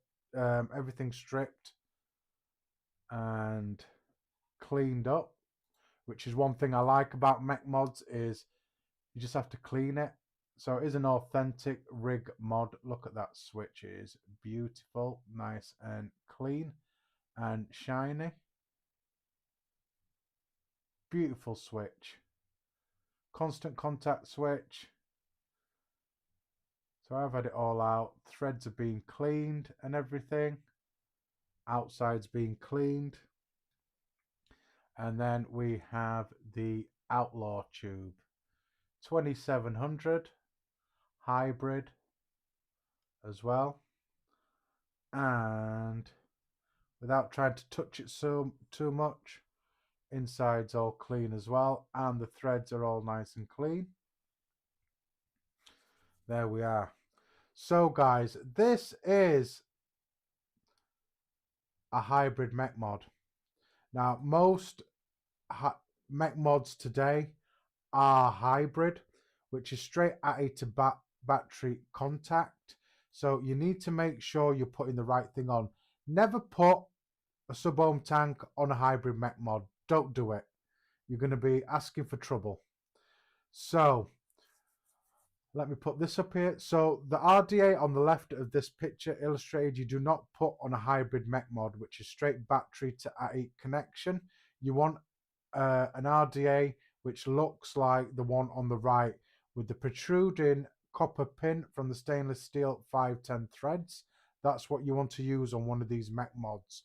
If your RDA looks like the one on the left, do not put it on a hybrid mech mod. Otherwise, you're just going to have too much trouble there.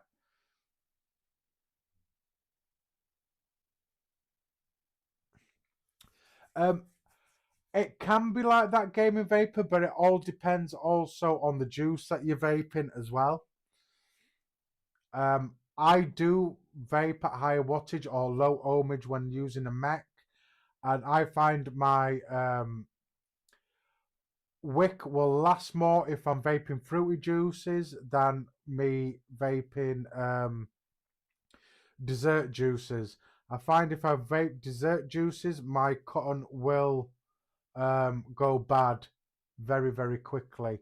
But it all depends on, yeah, the wattage, your juice, your build, how you wick. It all comes into play. So there's a thing. Also use high drain batteries. Don't be using no cheap batteries with low ampage on it. Otherwise, you're going to get problems as well. So just a quick look at this. So like that picture, that pin in the center is protruding from these stainless steel threads. So that is perfectly all right to use on a hybrid mech mod. So hybrid mech mod, so there's a hole there. There's no pin in between there. You can see straight through. See my hand straight through. So you need that pin to be protruding, whether you're using an RDA or an RTA on there. Never use a sub-ohm tank on a hybrid mech mod, or just don't use a sub-ohm tank on a mech mod, full stop. So I'm going to screw that on there. Everything's nice and smooth because obviously I've cleaned it earlier on today. So I'm just going to pop that on. Looking nice and sweet on there. Like that.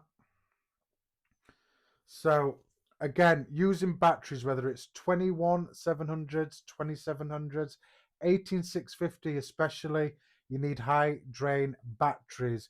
Good ampage batteries. You need to know battery safety and Ohm's law and understand a mech battery safety and Ohm's law before you even consider going anywhere near a device like this. If you're new and don't know, stay away from it. Do your research on it, ask friends and stuff like that, and you should be good. But don't just pick up a mech mod like this and think, oh, I'll stick this RDA on, I'll stick this build on, and I'll use this 18650 battery without knowing the limits of your 1816 battery. You need to know the ampage of it and stuff like that, because you don't want to be drawing too much power from your battery that can't handle it, and then you end up having a short or a thermal runaway. You don't want that. You really, really don't want that. So I'm using this battery that I got with the Pulse BF, which is an iJoy 2700 3000 mAh 40 amp rated battery. So that should be good. So this tube has got its venting holes at the bottom. So I will be running my battery positive side down. So with a mech mod, if it's a single 18650 mech mod like this, wherever your venting holes are, that's where you want your positive of your battery to be. So if your venting holes are at the top of your mech, run your battery positive end up. Unlike this one where the venting for the battery is at the bottom just there, have your positive facing down. Now, if you've got a series mech, don't be doing that or messing around with that, putting it the opposite way around, because you end up being in trouble. The only time you can do it is single battery cells or a parallel mech mod. You can only run one way, both batteries positive facing up, or both batteries facing positive way down, but not in a series configuration. Like I say, you need to know all this stuff before you start messing around with mech mods. So do your research, be safe, and vape safe. Don't end up being one of those statistics and you end up being on the news because your device has exploded, and it's because of human error, not the device or anything like that. Right, guys, mech and battery rant and hybrid safety rant all over and done with. I know it's a bit of a rant, but it's important, especially if you've just come across my video and thinking, oh, they're nice, I'm going to get one. So I'm going to pop my battery in, negative side up, positive side down in there.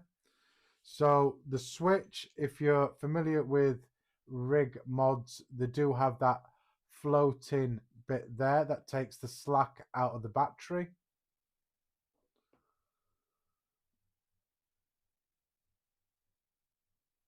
Oh, I wouldn't know off the top of my head without doing a little bit of research. But a P45 molly cell, that's 21700. You should be good. They're good batteries. You should have plenty of parameters in that battery to run a 0.1 ohm build, whether it's single coil or dual coil.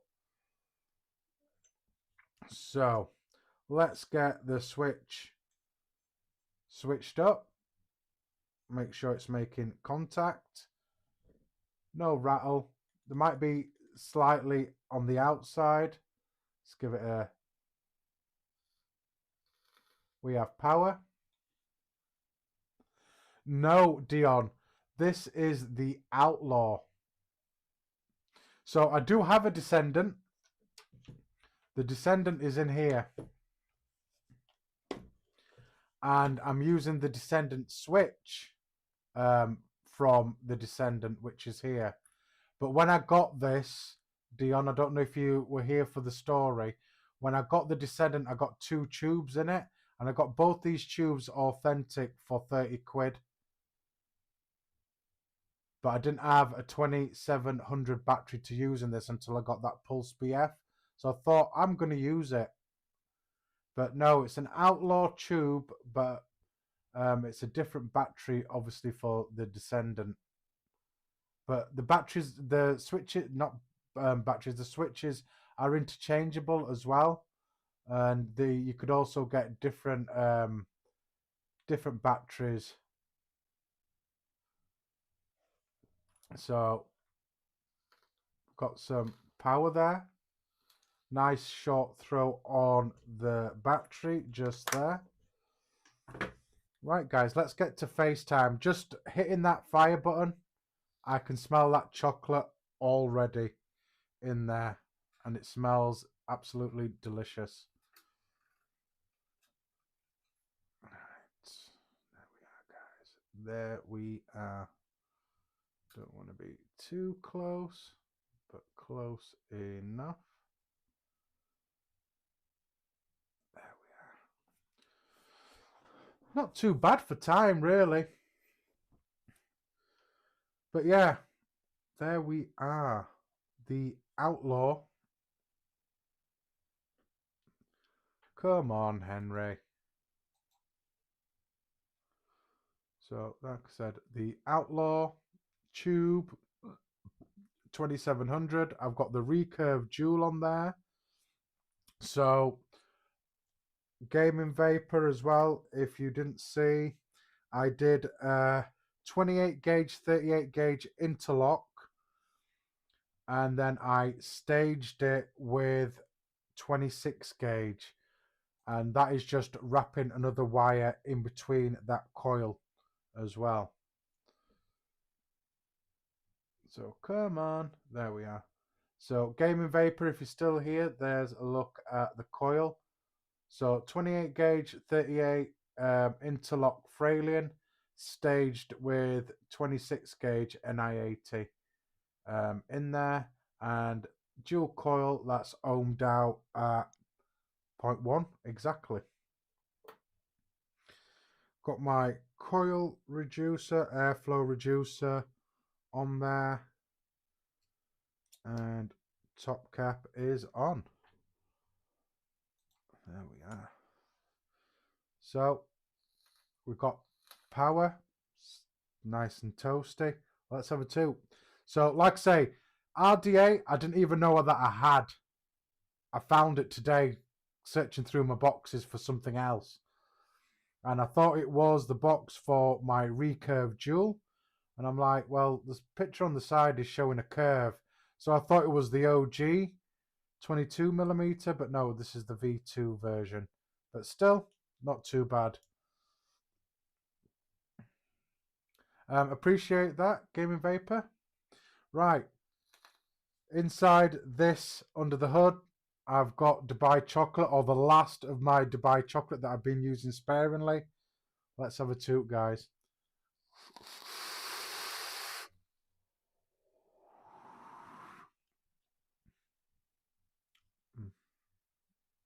That is absolutely gorgeous.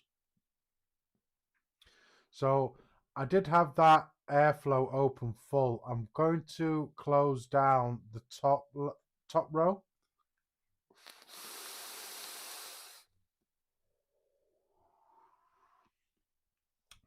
Top row's good.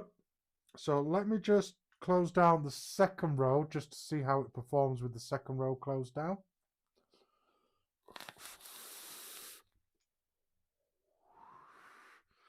More restrictive, a bit hotter, which is, I do like that. But I think for me, with this coil build that I've got in here, just the top row looks good for me.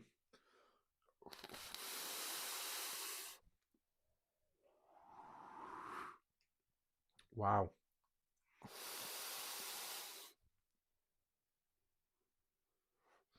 That drip tip as well. Very comfortable in the mouth. Pour. I've literally got maybe a mil or two left in there.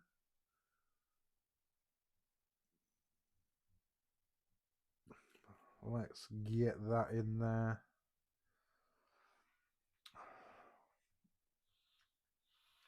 Nice and toasty. So another rip.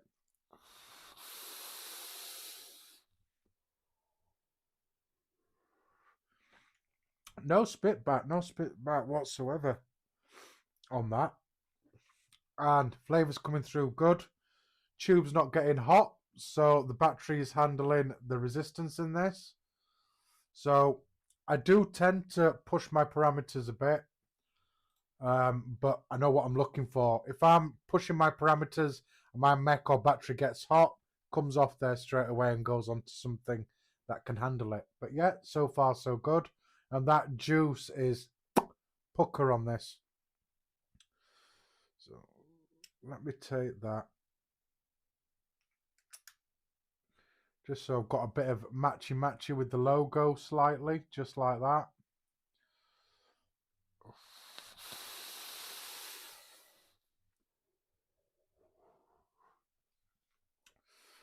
Wow.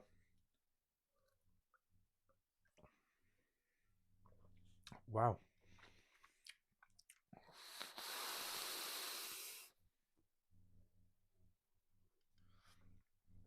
Best juice. Best chocolate juice I've tried. And even leaving it, I probably haven't vaped this in... Excuse me. Probably haven't vaped this in a month or so. And the flavour's just got even better, even with the little bit that was in there. So, yeah. Outlaw, great mech. I mean, it was almost criminal for what I got this. You know, when you see old stock in shops and the person that's selling it to you doesn't know what it is. I'm just going to blow my nose, guys. So I'm just going to turn my mic off.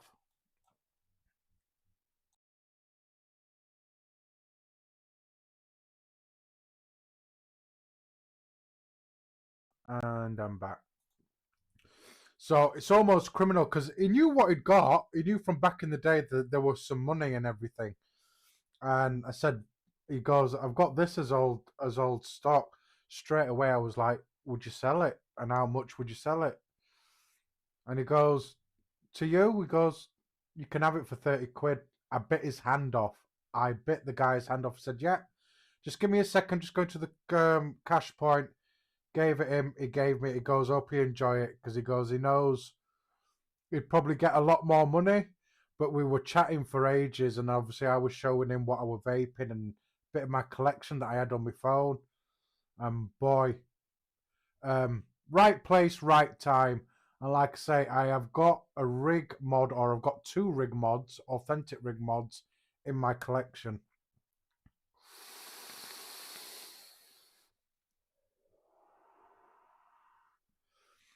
Because obviously the company's not going anymore, or don't think they're going anymore. Hexome 2. Yeah, Nick, sorry. I want to say Nicky the Kid. I don't know. I think that's from City Slickers. But he's Mickey, and he Mickey the Kid. I don't know. Anyway, yeah.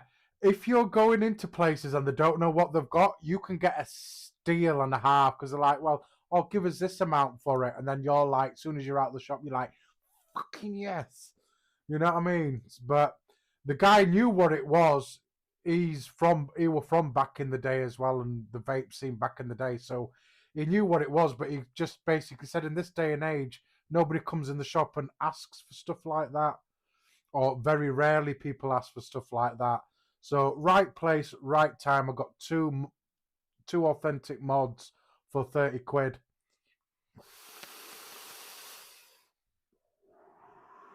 Which is why I say it's almost criminal, because he said to me, he goes, if I actually put it online, I probably get a lot more money. But he goes, because you've got the money and you vape like this, boom, you can have it for 30 quid.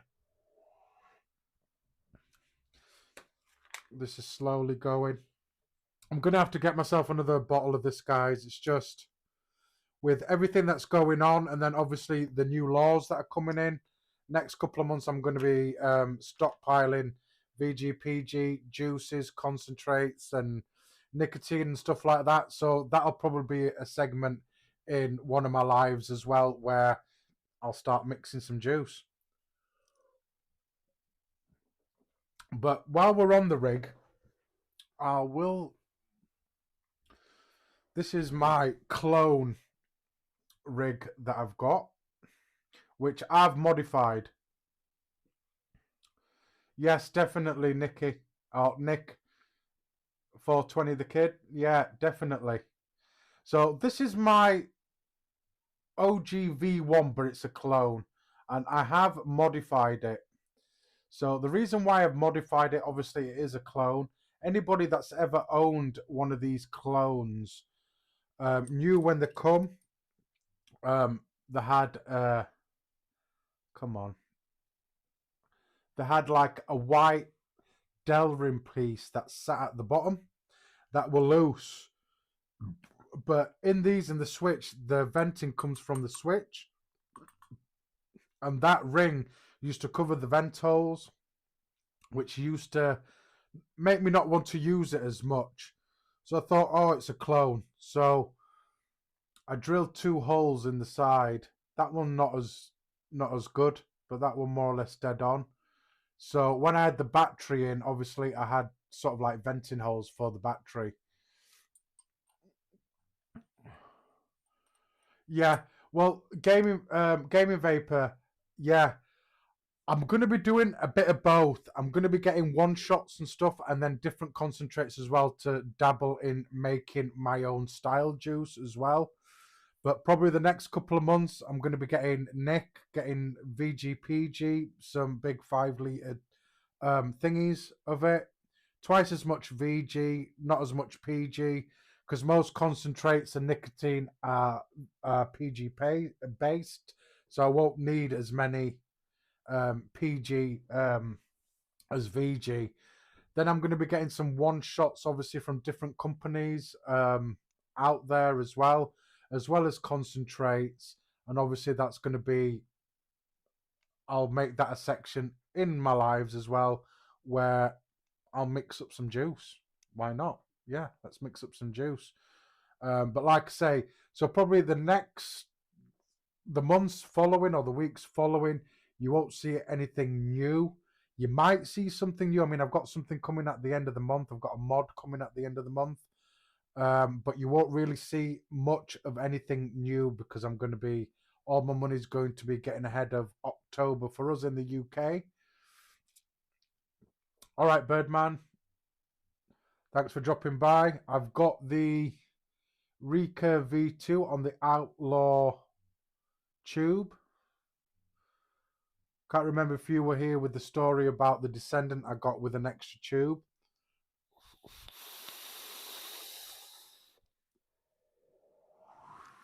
Ripping nice. Dubai chocolate in there. Staged interlock Fralian 28 gauge in there.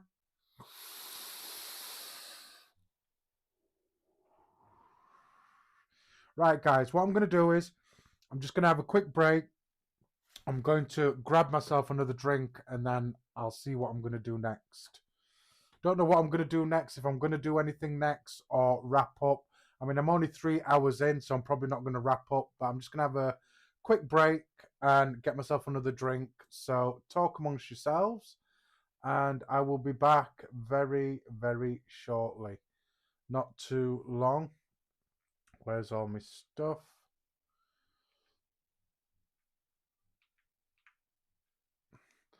Hopefully I'm not going to have any issues.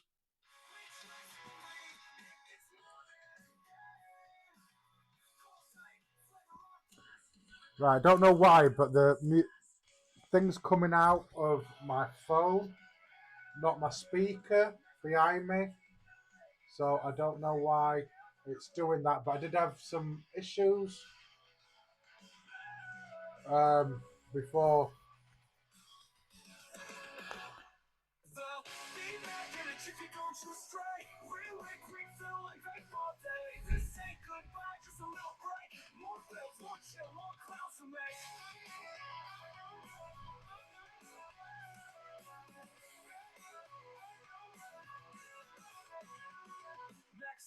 Nights we keep it lit, clouds so thick we never quit.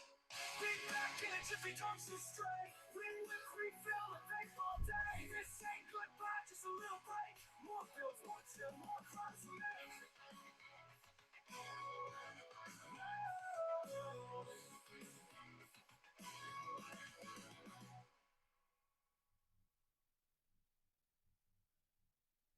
We twist and leave, it gets more than a day. Call sight, flavor on glass, living that vape life, building fast. Maximize, we keep it lit, clouds so thick we never quit.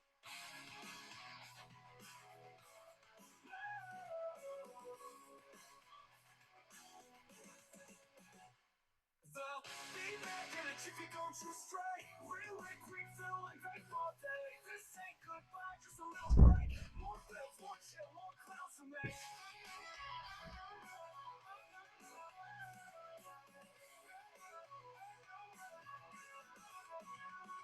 Next, all nights we keep it lit. Clouds so thick we never quit.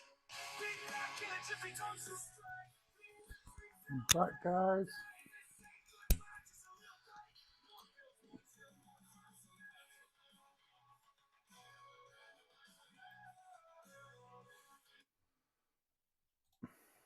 Like I say, I've had some issues. Normally that music does come through my speaker behind me, but it's coming through my phone for some reason and I don't know why.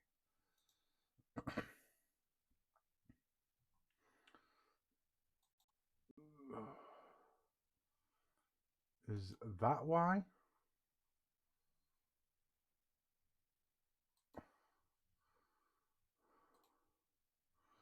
Right, I don't know. Just let me just check something.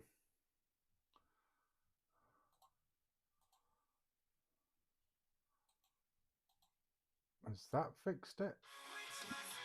No.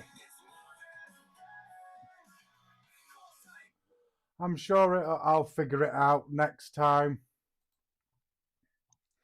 Don't know what I've done at all to my situation here. I have no idea.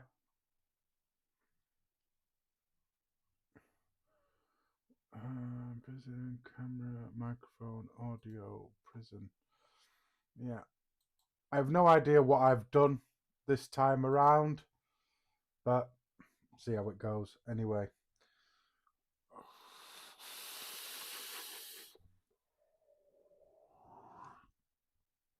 Tasty, can't complain about that. That recurve V2, very nice. And what makes it even nicer is I didn't even know I had it until I came across it today. So, next drink I've got, I did have this before. It's an orange creamsicle, ice lolly sour. My favourite sour at the moment, which is this. There we are. Just there, and it's a 4%, or should I say a 4.8%er. Really nice, right refreshing drink. It's going for the pour.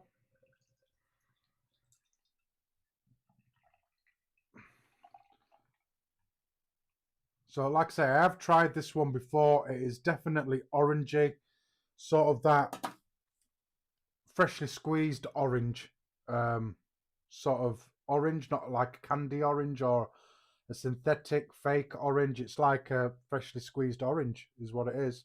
Cheers, guys. Yeah, extremely refreshing on a hot day. That'd be gorgeous.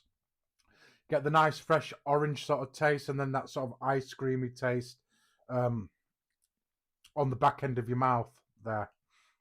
So I'll pair it with this chocolate one. I might get sort of like a chocolate orange sort of a taste from it, but I'll soon find out whether it'll go together or not. I'm hoping it goes together. Ooh, I'm getting to the last dribbles of this Dubai custard. Right, let's have a little pairing with this.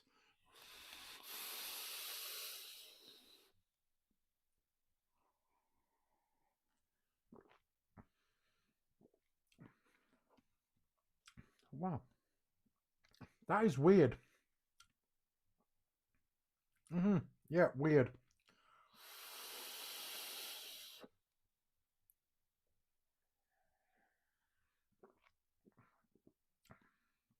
So it's weird because like it cancels out the chocolate from the vape on the inhale, but I get the chocolate lingering about. But it makes those creamy notes from this come out a lot more. Than you got that chocolate taste from the juice after once it's settled in your mouth. I'm just gonna blow my nose again, guys.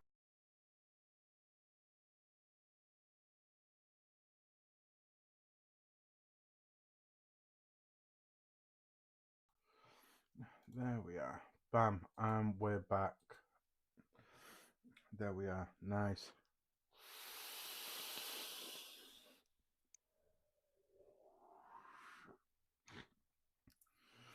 Flavor's good, vapor's good, and surprisingly on the deck there's plenty of room on there, so I probably could have even got away with a 3.5 or even a 4mm coil in there as a dual coil. Still plenty of space. It doesn't take away from the airflow and everything. I thought, obviously with the top cap and obviously the airflow chamber there, I thought there'd be sort of like gaps and a bit of turbulence in between. Obviously the outer barrel and then obviously that diffuser on the inside, but no.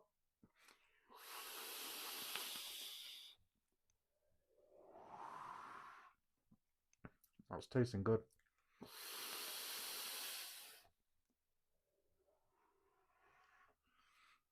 Very tasty, and I won't be alone when I say you can't beat a mech mod. Doesn't matter what configuration you have it, 18650, 21700, 2700, single, dual, parallel series, you cannot beat a mech.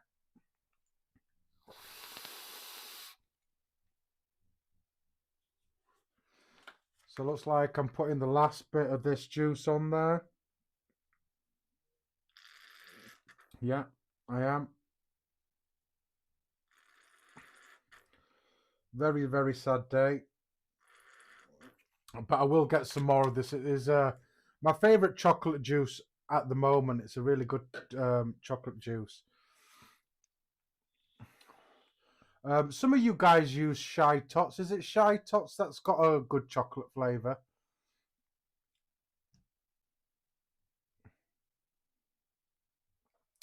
Shy Tots. There we are.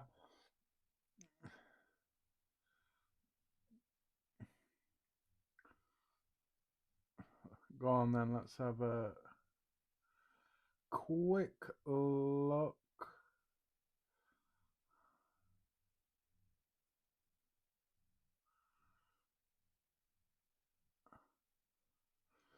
Just having a quick look here.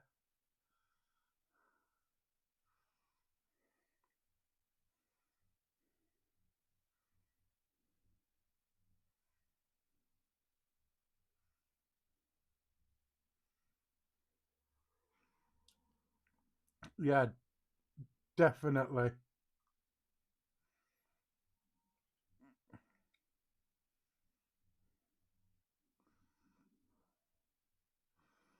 Yeah, it's another one. It's another company that I want to try, Shy Tots, as well. There's loads of companies out there at the moment.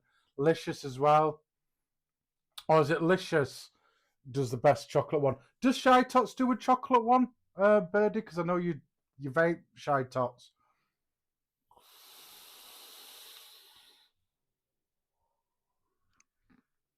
Full on flavour. What to do now? What to do now?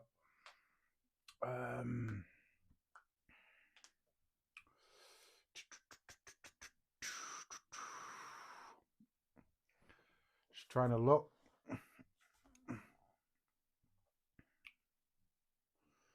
Anything on there? Anything on there? Anything on there? Right. Let's do something a little bit different. Now, this is a clone. I don't know if it was a big thing, but I used to get really good flavor off this little thing. It's called a Samurai, and it's a little shorty thingy. There was more things to this when I got it, but I've misplaced them. Nice little shorty 22mm atomizer. Nice little... Ugh, can't even show you. Oh, not your knowledge, right. It's probably delicious is what I'm talking about, Birdie.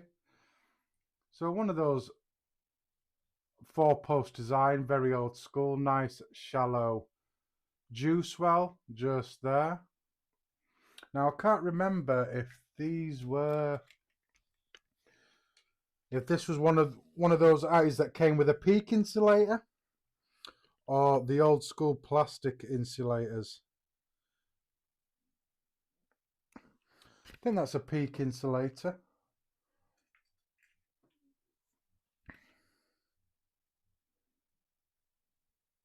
Yeah.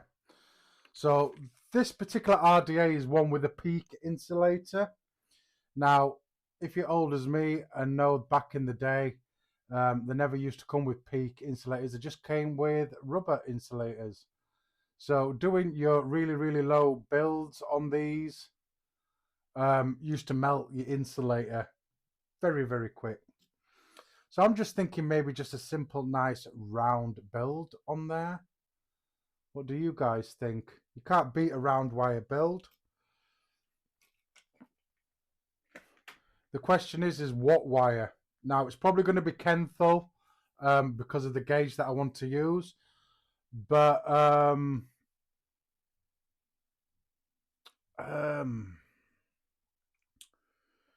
do I go 22 gauge or 20 gauge? I need to actually see if 20 gauge will actually fit in there.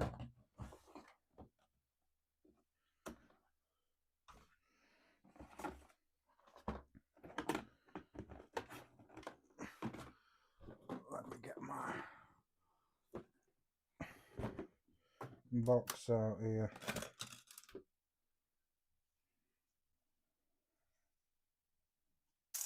Whoa! Didn't want that to happen. Definitely didn't want that to happen.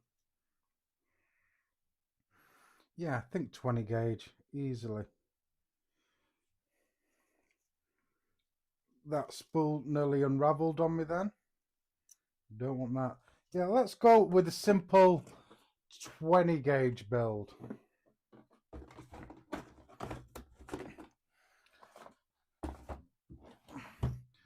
So some 20 gauge Kenthal, just some Kenthal, some 20 gauge. I haven't used this in ages, and I'm just going to check what's the best way to handle this.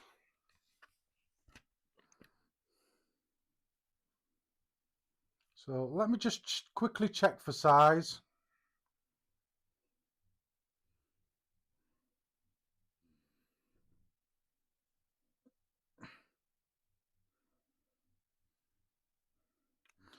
So probably go 2.5 millimeter, and then obviously the thickness of the gauge of the wire as well.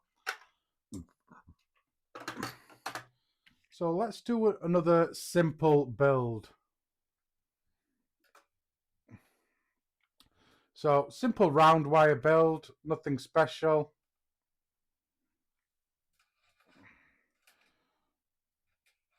Let's get my camera where I need it to be. So let's get that nice little shorty atomizer. I don't know if this was a thing or it was just a clone thing, but like I say, Samurai RDA. It did come with different airflow rings, coloured airflow rings at the time, a 510 drip tip option. You can do this in single and dual coil configuration. I'm going to do it in dual coil.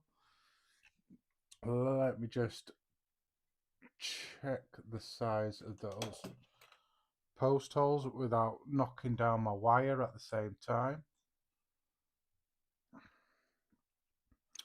So let's have a quick look here. So yeah, 1.5 millimeters is the post hole screws in this.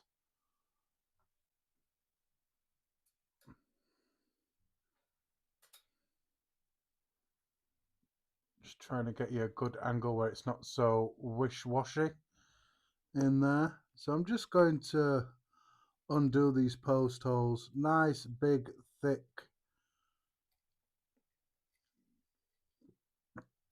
screws.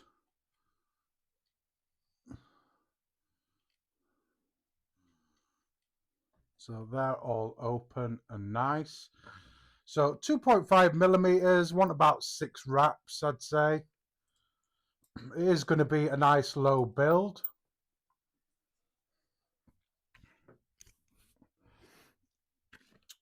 But let's have a look anyway. Let me just pull off some wire. Extremely thick wire this. 20 gauge. Has anybody ever worked with 20 gauge before?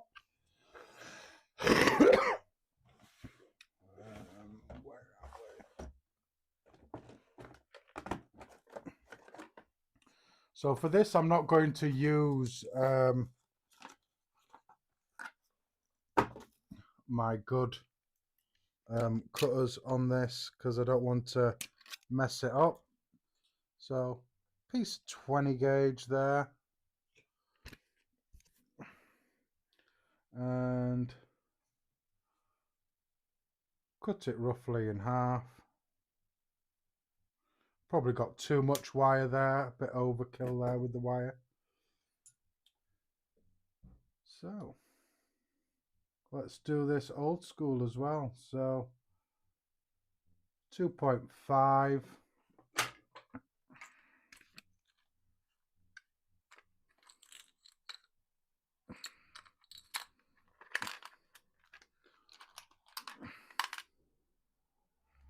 Three and 4, 2.5. So let's use this. So 2.5. So 1 wrap, 2 wraps, 3 wraps, 4 wraps, 5 wraps, 6 wraps. So yeah, let me put another wrap on there. So 7 wraps, perfect.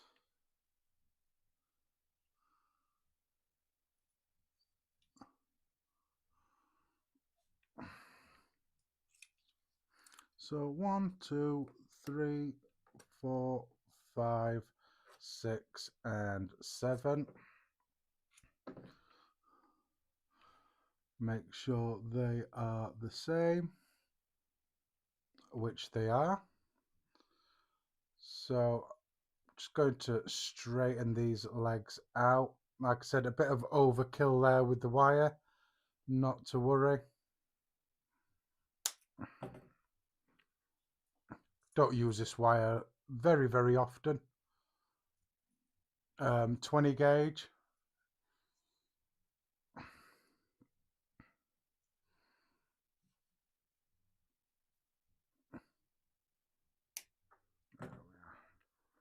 So like I say, just normal Kenthal wire is what I'm going to be using. Anybody still use round wire builds?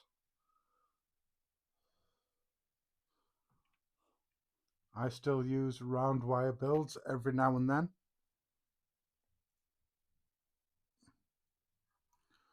So let's get this in. Let's go for a little bit of old school bending going on here.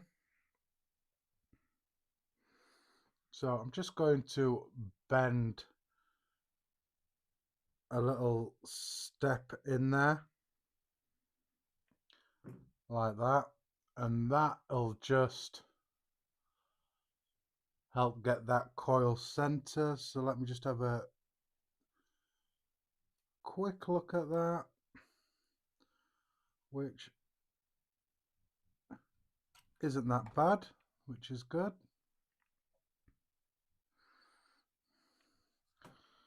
And I'll just, with the other wire, make it parallel or indexed.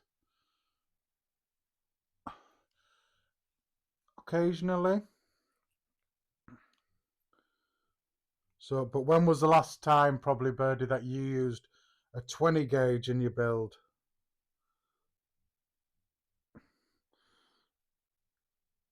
Because I got to admit, it's probably been quite some time since I've used 20 gauge. At one time I used 20 gauge a lot, to be fair. So I just want to roughly measure that.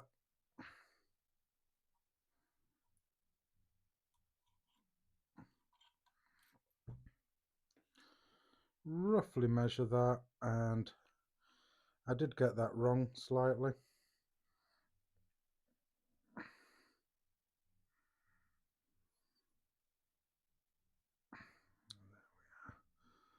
That'll work a little bit better. Sorry guys, you can't see what I'm doing. I'm just setting these so it's easily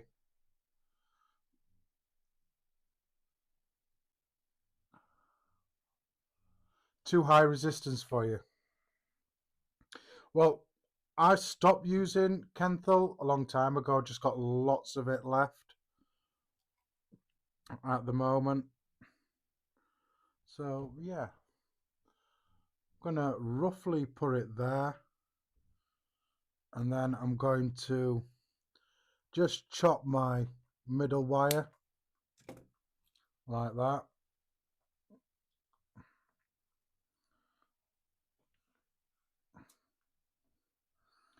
And again with this one, I'm just going to pop it in and just get it positioned and then get that middle wire snipped in there.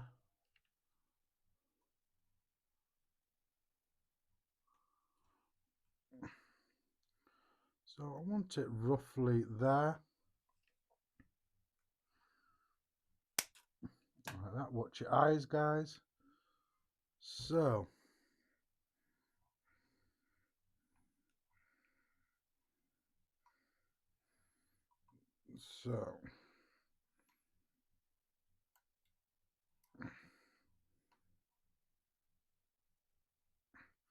So I've got that into position. I'm just going to carefully lock that middle post down.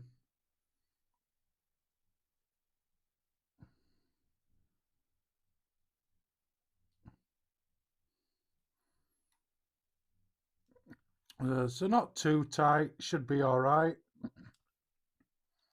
If I was using thinner wire, I'd probably be a bit more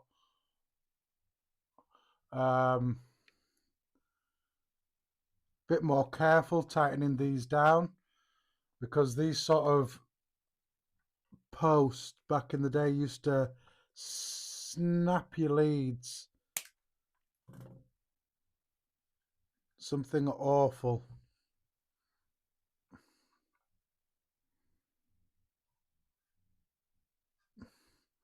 So I just want to pull that out and get that more or less just round about where that post is, just there. And then I'm just going to go around, because I've been fiddling with it, I'm just going to nip it up. Just going to nip it up, which is perfect. That's down and good. Go for the next one. Jeevan, thanks for joining, my brother. Yeah, you can't beat a good old school round wire build. Like I say, I still use round wire. I can't say that I don't use round wire. I do use round wire.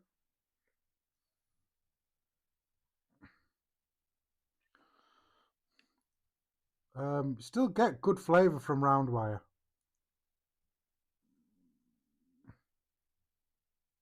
Or I still do get flavour from round wire. So again, just going to tighten these down. Keep it nice and simple, like that. So I've just tightened it down. And like I say, I don't know if this RDA was ever really a thing.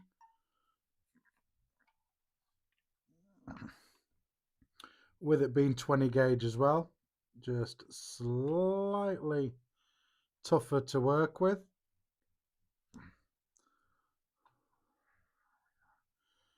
I'm just going to pull that down like that. Nice. Nothing sticking out at each end.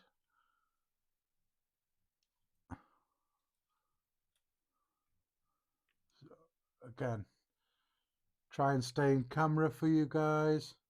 I'm sorry I keep going out of camera.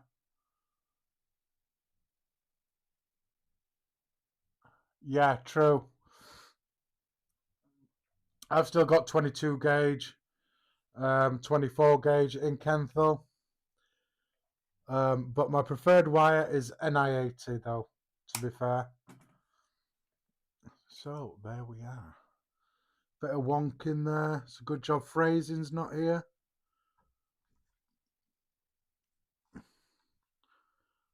With the wonk. So There we are, guys. Which camera am I on? So boom. Yeah. Nice, simple 20 gauge, 2.5 millimeter 7 wrap there. I haven't tried an I-90 Birdman yet. I have not tried it. Might be on my list of things to try though, to be fair. So let me get you back here like that. That's good. Have a drink, have a vape. Yeah, the orange one is definitely my favourite sour at the moment.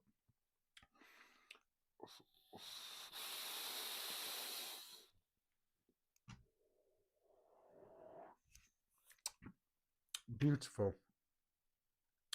So yeah.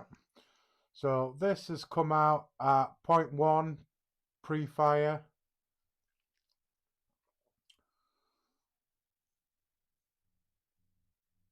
Yeah, I know you like your low resistance Birdman.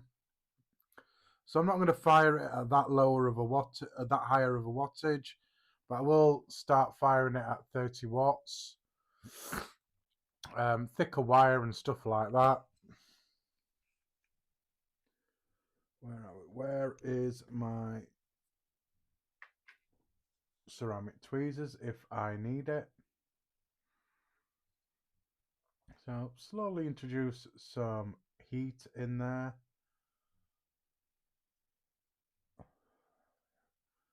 And we've got some heat going through there. I can hear some movement as well. So I will be checking those post holes, and I won't be firing this high just because of that insulator. I just want to make sure that that insulator's not going to melt on me. So with the heating and stuff, your post holes can come loose, or they could come loose with these older style RDAs. So yeah, nice and simple. Nothing's catching on it. Just gonna give it a little bit of a separation and a pull. Same with this side, just a little bit of separation and a pull. There we are. Nice and simple. So I'm gonna take this up to about 50 watts. Just give it a little.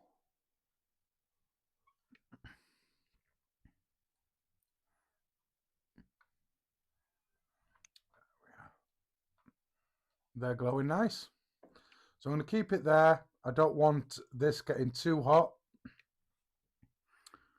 It's a round wire, so you're not going to get many hot spots in it. So yeah, that's just nice little short fires on there. That's perfect. Like that. So let that cool down a bit.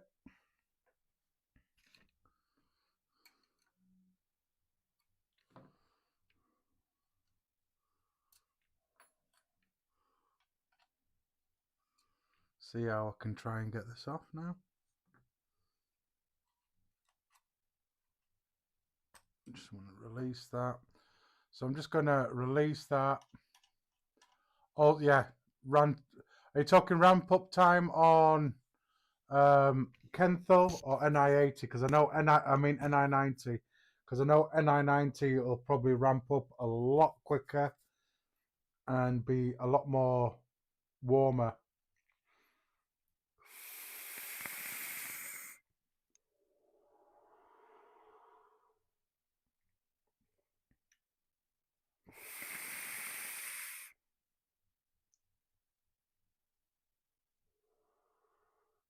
Yeah, how is the RS, the Turnstone RS?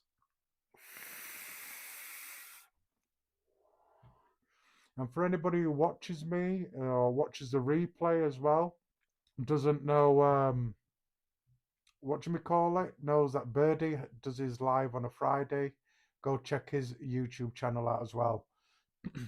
If you don't already know, or you follow me and you don't know Birdman's about, yeah, he's on Fridays. Live streams are on Friday at 8. So go show some excuse me, go show some support, and go subscribe to his channel as well, and go check out his live streams. So let's get this wicked up. So we'll be using my Muji cotton. Just one of my favorite cottons I like to use. Just my preference, my taste. It's one of those that is cheap and cheerful and easy to use. I am going to peel the outside layers of this. I don't want this hard layer on the outside. I just want the soft, fluffy stuff in the center.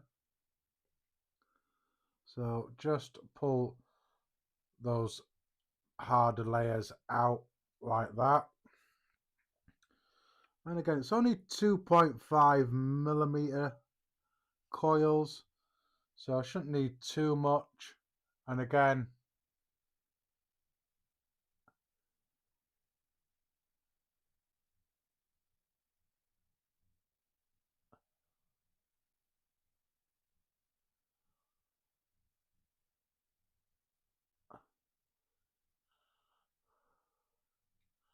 true Birdman, you don't review, you showcase. Definitely. Which is basically what I do. I showcase. Most of the stuff I have, you can't really get now. So, unless you're lucky, or you know the right people, yeah. Basically what I do, I showcase. Unless I get anything new. But it's all for educational purposes. Nothing else. So I've separated my cotton and agitated those fibers a bit. Again, I'm just going to roll it up. Try not to touch the middle part of the cotton.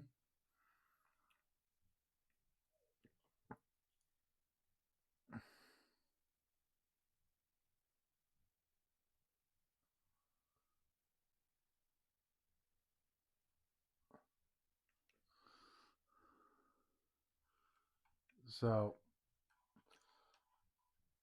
let's see how this is settled. So this is settled at a 0.11 in resistance for both those coils.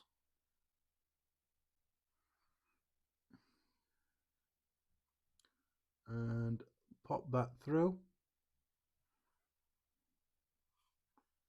There we are. Now I might be lucky and get 2 coils out of this one piece. It's a very shallow deck, so don't need a lot of cotton in there to sit at the bottom of this deck.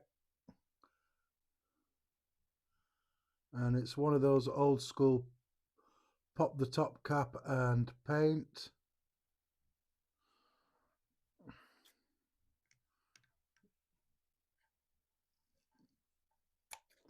Like that. Can't go wrong with that. Nice and simple.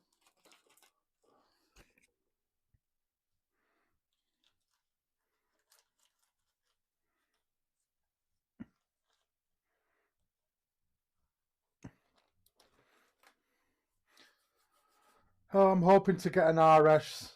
I say I'm not going to get anything new, but that's like saying I'm never going to buy any more vape stuff. And anybody who knows anything knows that that's probably a lie. I will.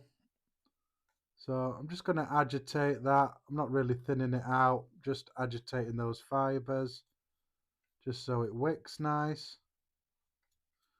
And like I say, there's not that much room as well on the deck, so you don't need loads of cotton in there. You just need enough.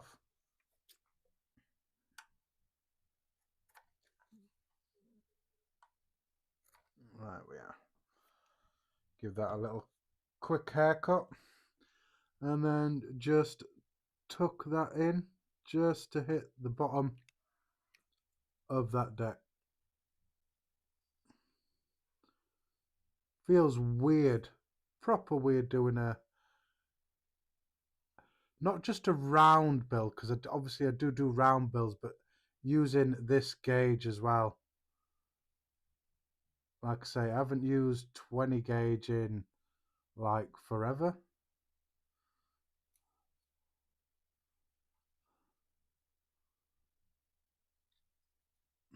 Like that.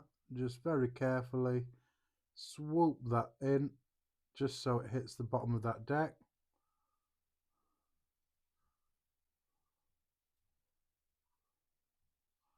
Making sure you've got space underneath those coils. Boom. Nice, simple build. Juice. Let's put some... Which one's this one? No, it's not that one. I want... Is it that one? No. Is it that one? So yeah, I'm going to use this juice. This is a peanut butter based juice mixed with something else. Some creamy notes in there. So that's what I'm going to use for this one. Something different.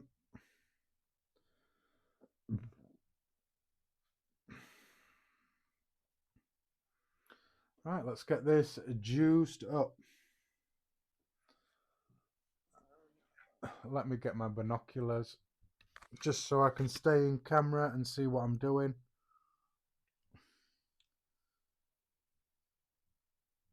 So let's paint some juice on that cotton.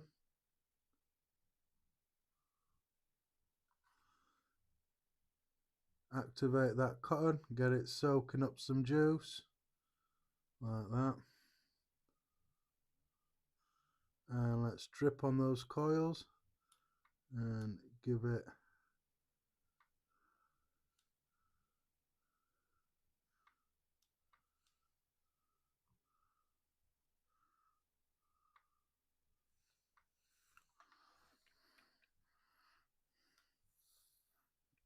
that peanut butter smells gorgeous. So there we are, guys. Nice simple round wire 20 gauge build on this one. I just want to set up my airflow in front of those coils.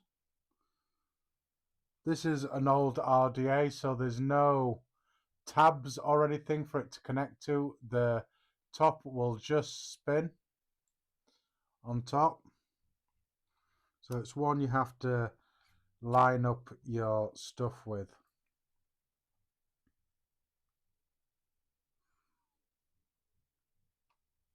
So there we are.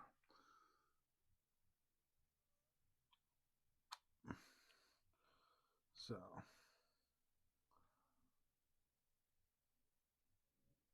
just have a quick toot on this.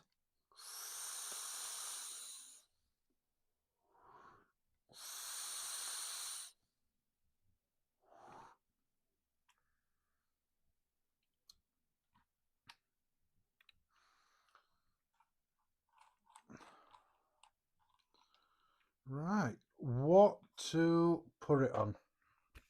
Right. What shall I put it on? What shall I put it on? What shall I put it on?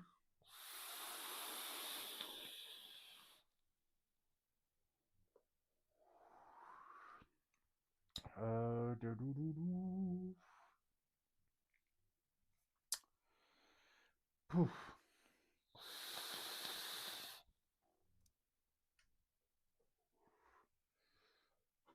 So I want to make sure plenty of power.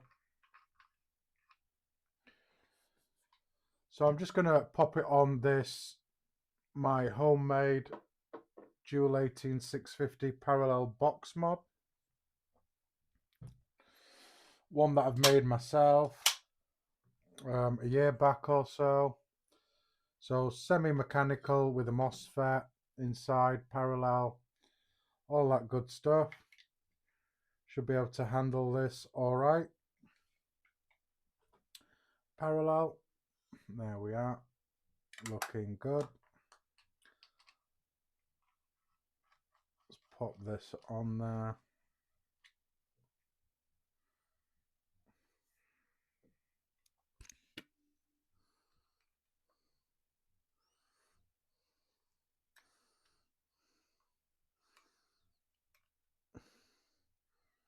There we are, that is on.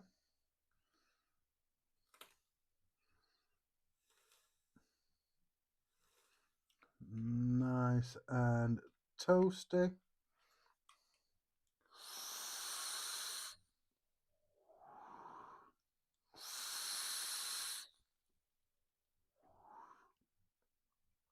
Wow. This is a lot better than what I remembered.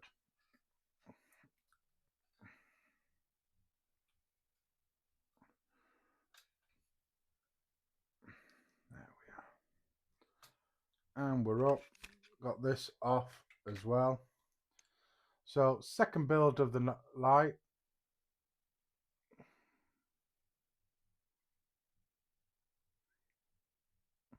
True. It's a weird one. I've always called them mechs, but as soon as people see a MOSFET, they're like, oh, it's not a mech. You've got a MOSFET in there. You've got wires in there and all that. So I get what you mean. I get what you mean. Like you say, you can't be semi-pregnant. I think because it's got wires in there and it's not bars and it hasn't got a mechanical switch. But yeah, as you say, Birdie, you can't be semi-pregnant. It's either mechanical or not. But like I say, some people could say this is mechanical and they'll say, oh, it's got a MOSFET and give you a lot of bother for it.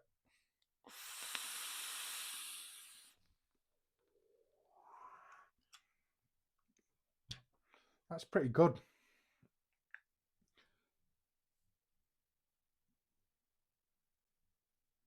Pretty good for a round build. And I think because you've got a reduced chamber on this, it tastes extra nice.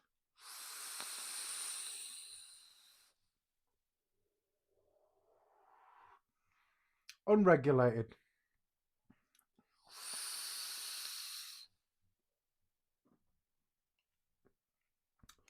I like this juice.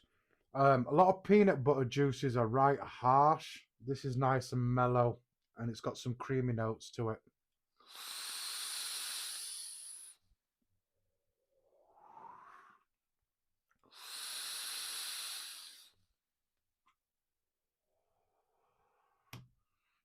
Yeah, that is a nice one.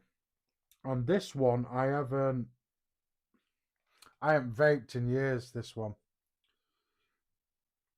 Line up that airflow, let that soak in a bit. So it's unregulated. I'm with you on that one, Birdman.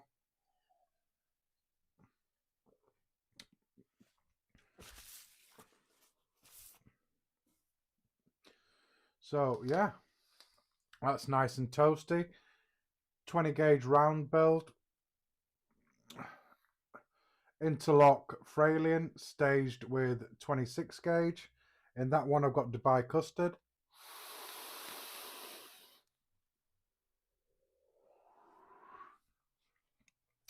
Nice.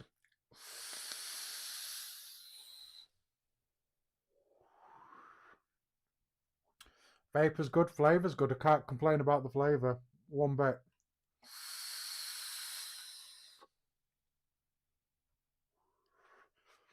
A little bit whistly, but RDAs were like that back in the day. They're a bit whistly.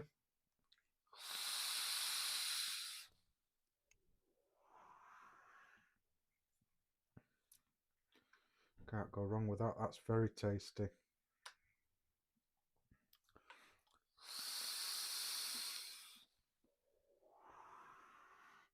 Right, guys. I hope you enjoyed today's live stream and I hope you're enjoying the content. Please consider liking and subscribing if you wish to do so. I am going to end it there. It's been a long day for me, and you know, I would go on longer, but I am tired as well. So I am going to leave it there this week, guys. It's going to be a bit of a short one. I normally go a little bit longer, maybe another hour, hour and a half.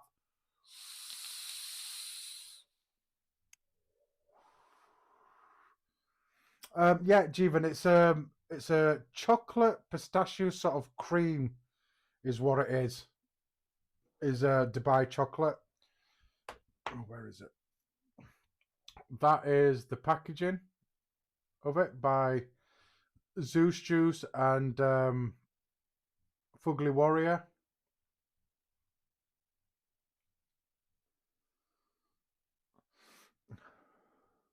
Not a problem, Birdman. I appreciate you coming. I always love seeing you about as well.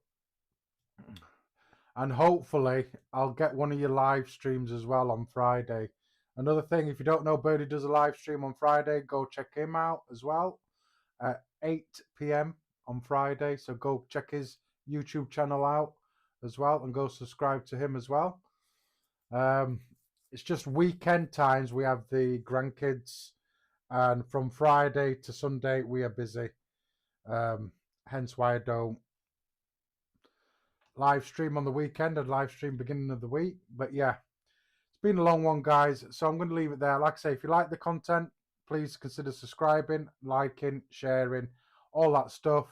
If you're watching this on the replay, got any questions, put them in the comments and I'll get back to you as soon as I can. Hopefully I won't have as many dangle clacks as well next week, and I'll hopefully get it a bit thingy because my intro messed up and then my sound wasn't coming out of my speaker, it was coming out of my phone. So it's just one of those streams again this week. So I'll see you next week, guys. 8 p.m. as normal. Unless anything changes, I will let you know. But I will be here 8 p.m. next week doing the same old shit that I do here, talking a load of crap, building coils, having a drink, and all that good stuff. So thanks for joining, guys, all of you. Shout out to the hashtag replay crew, and I will see you guys on the next one. Love and respect, and vape safe, guys, and I will see you guys on the next one. Love and respect.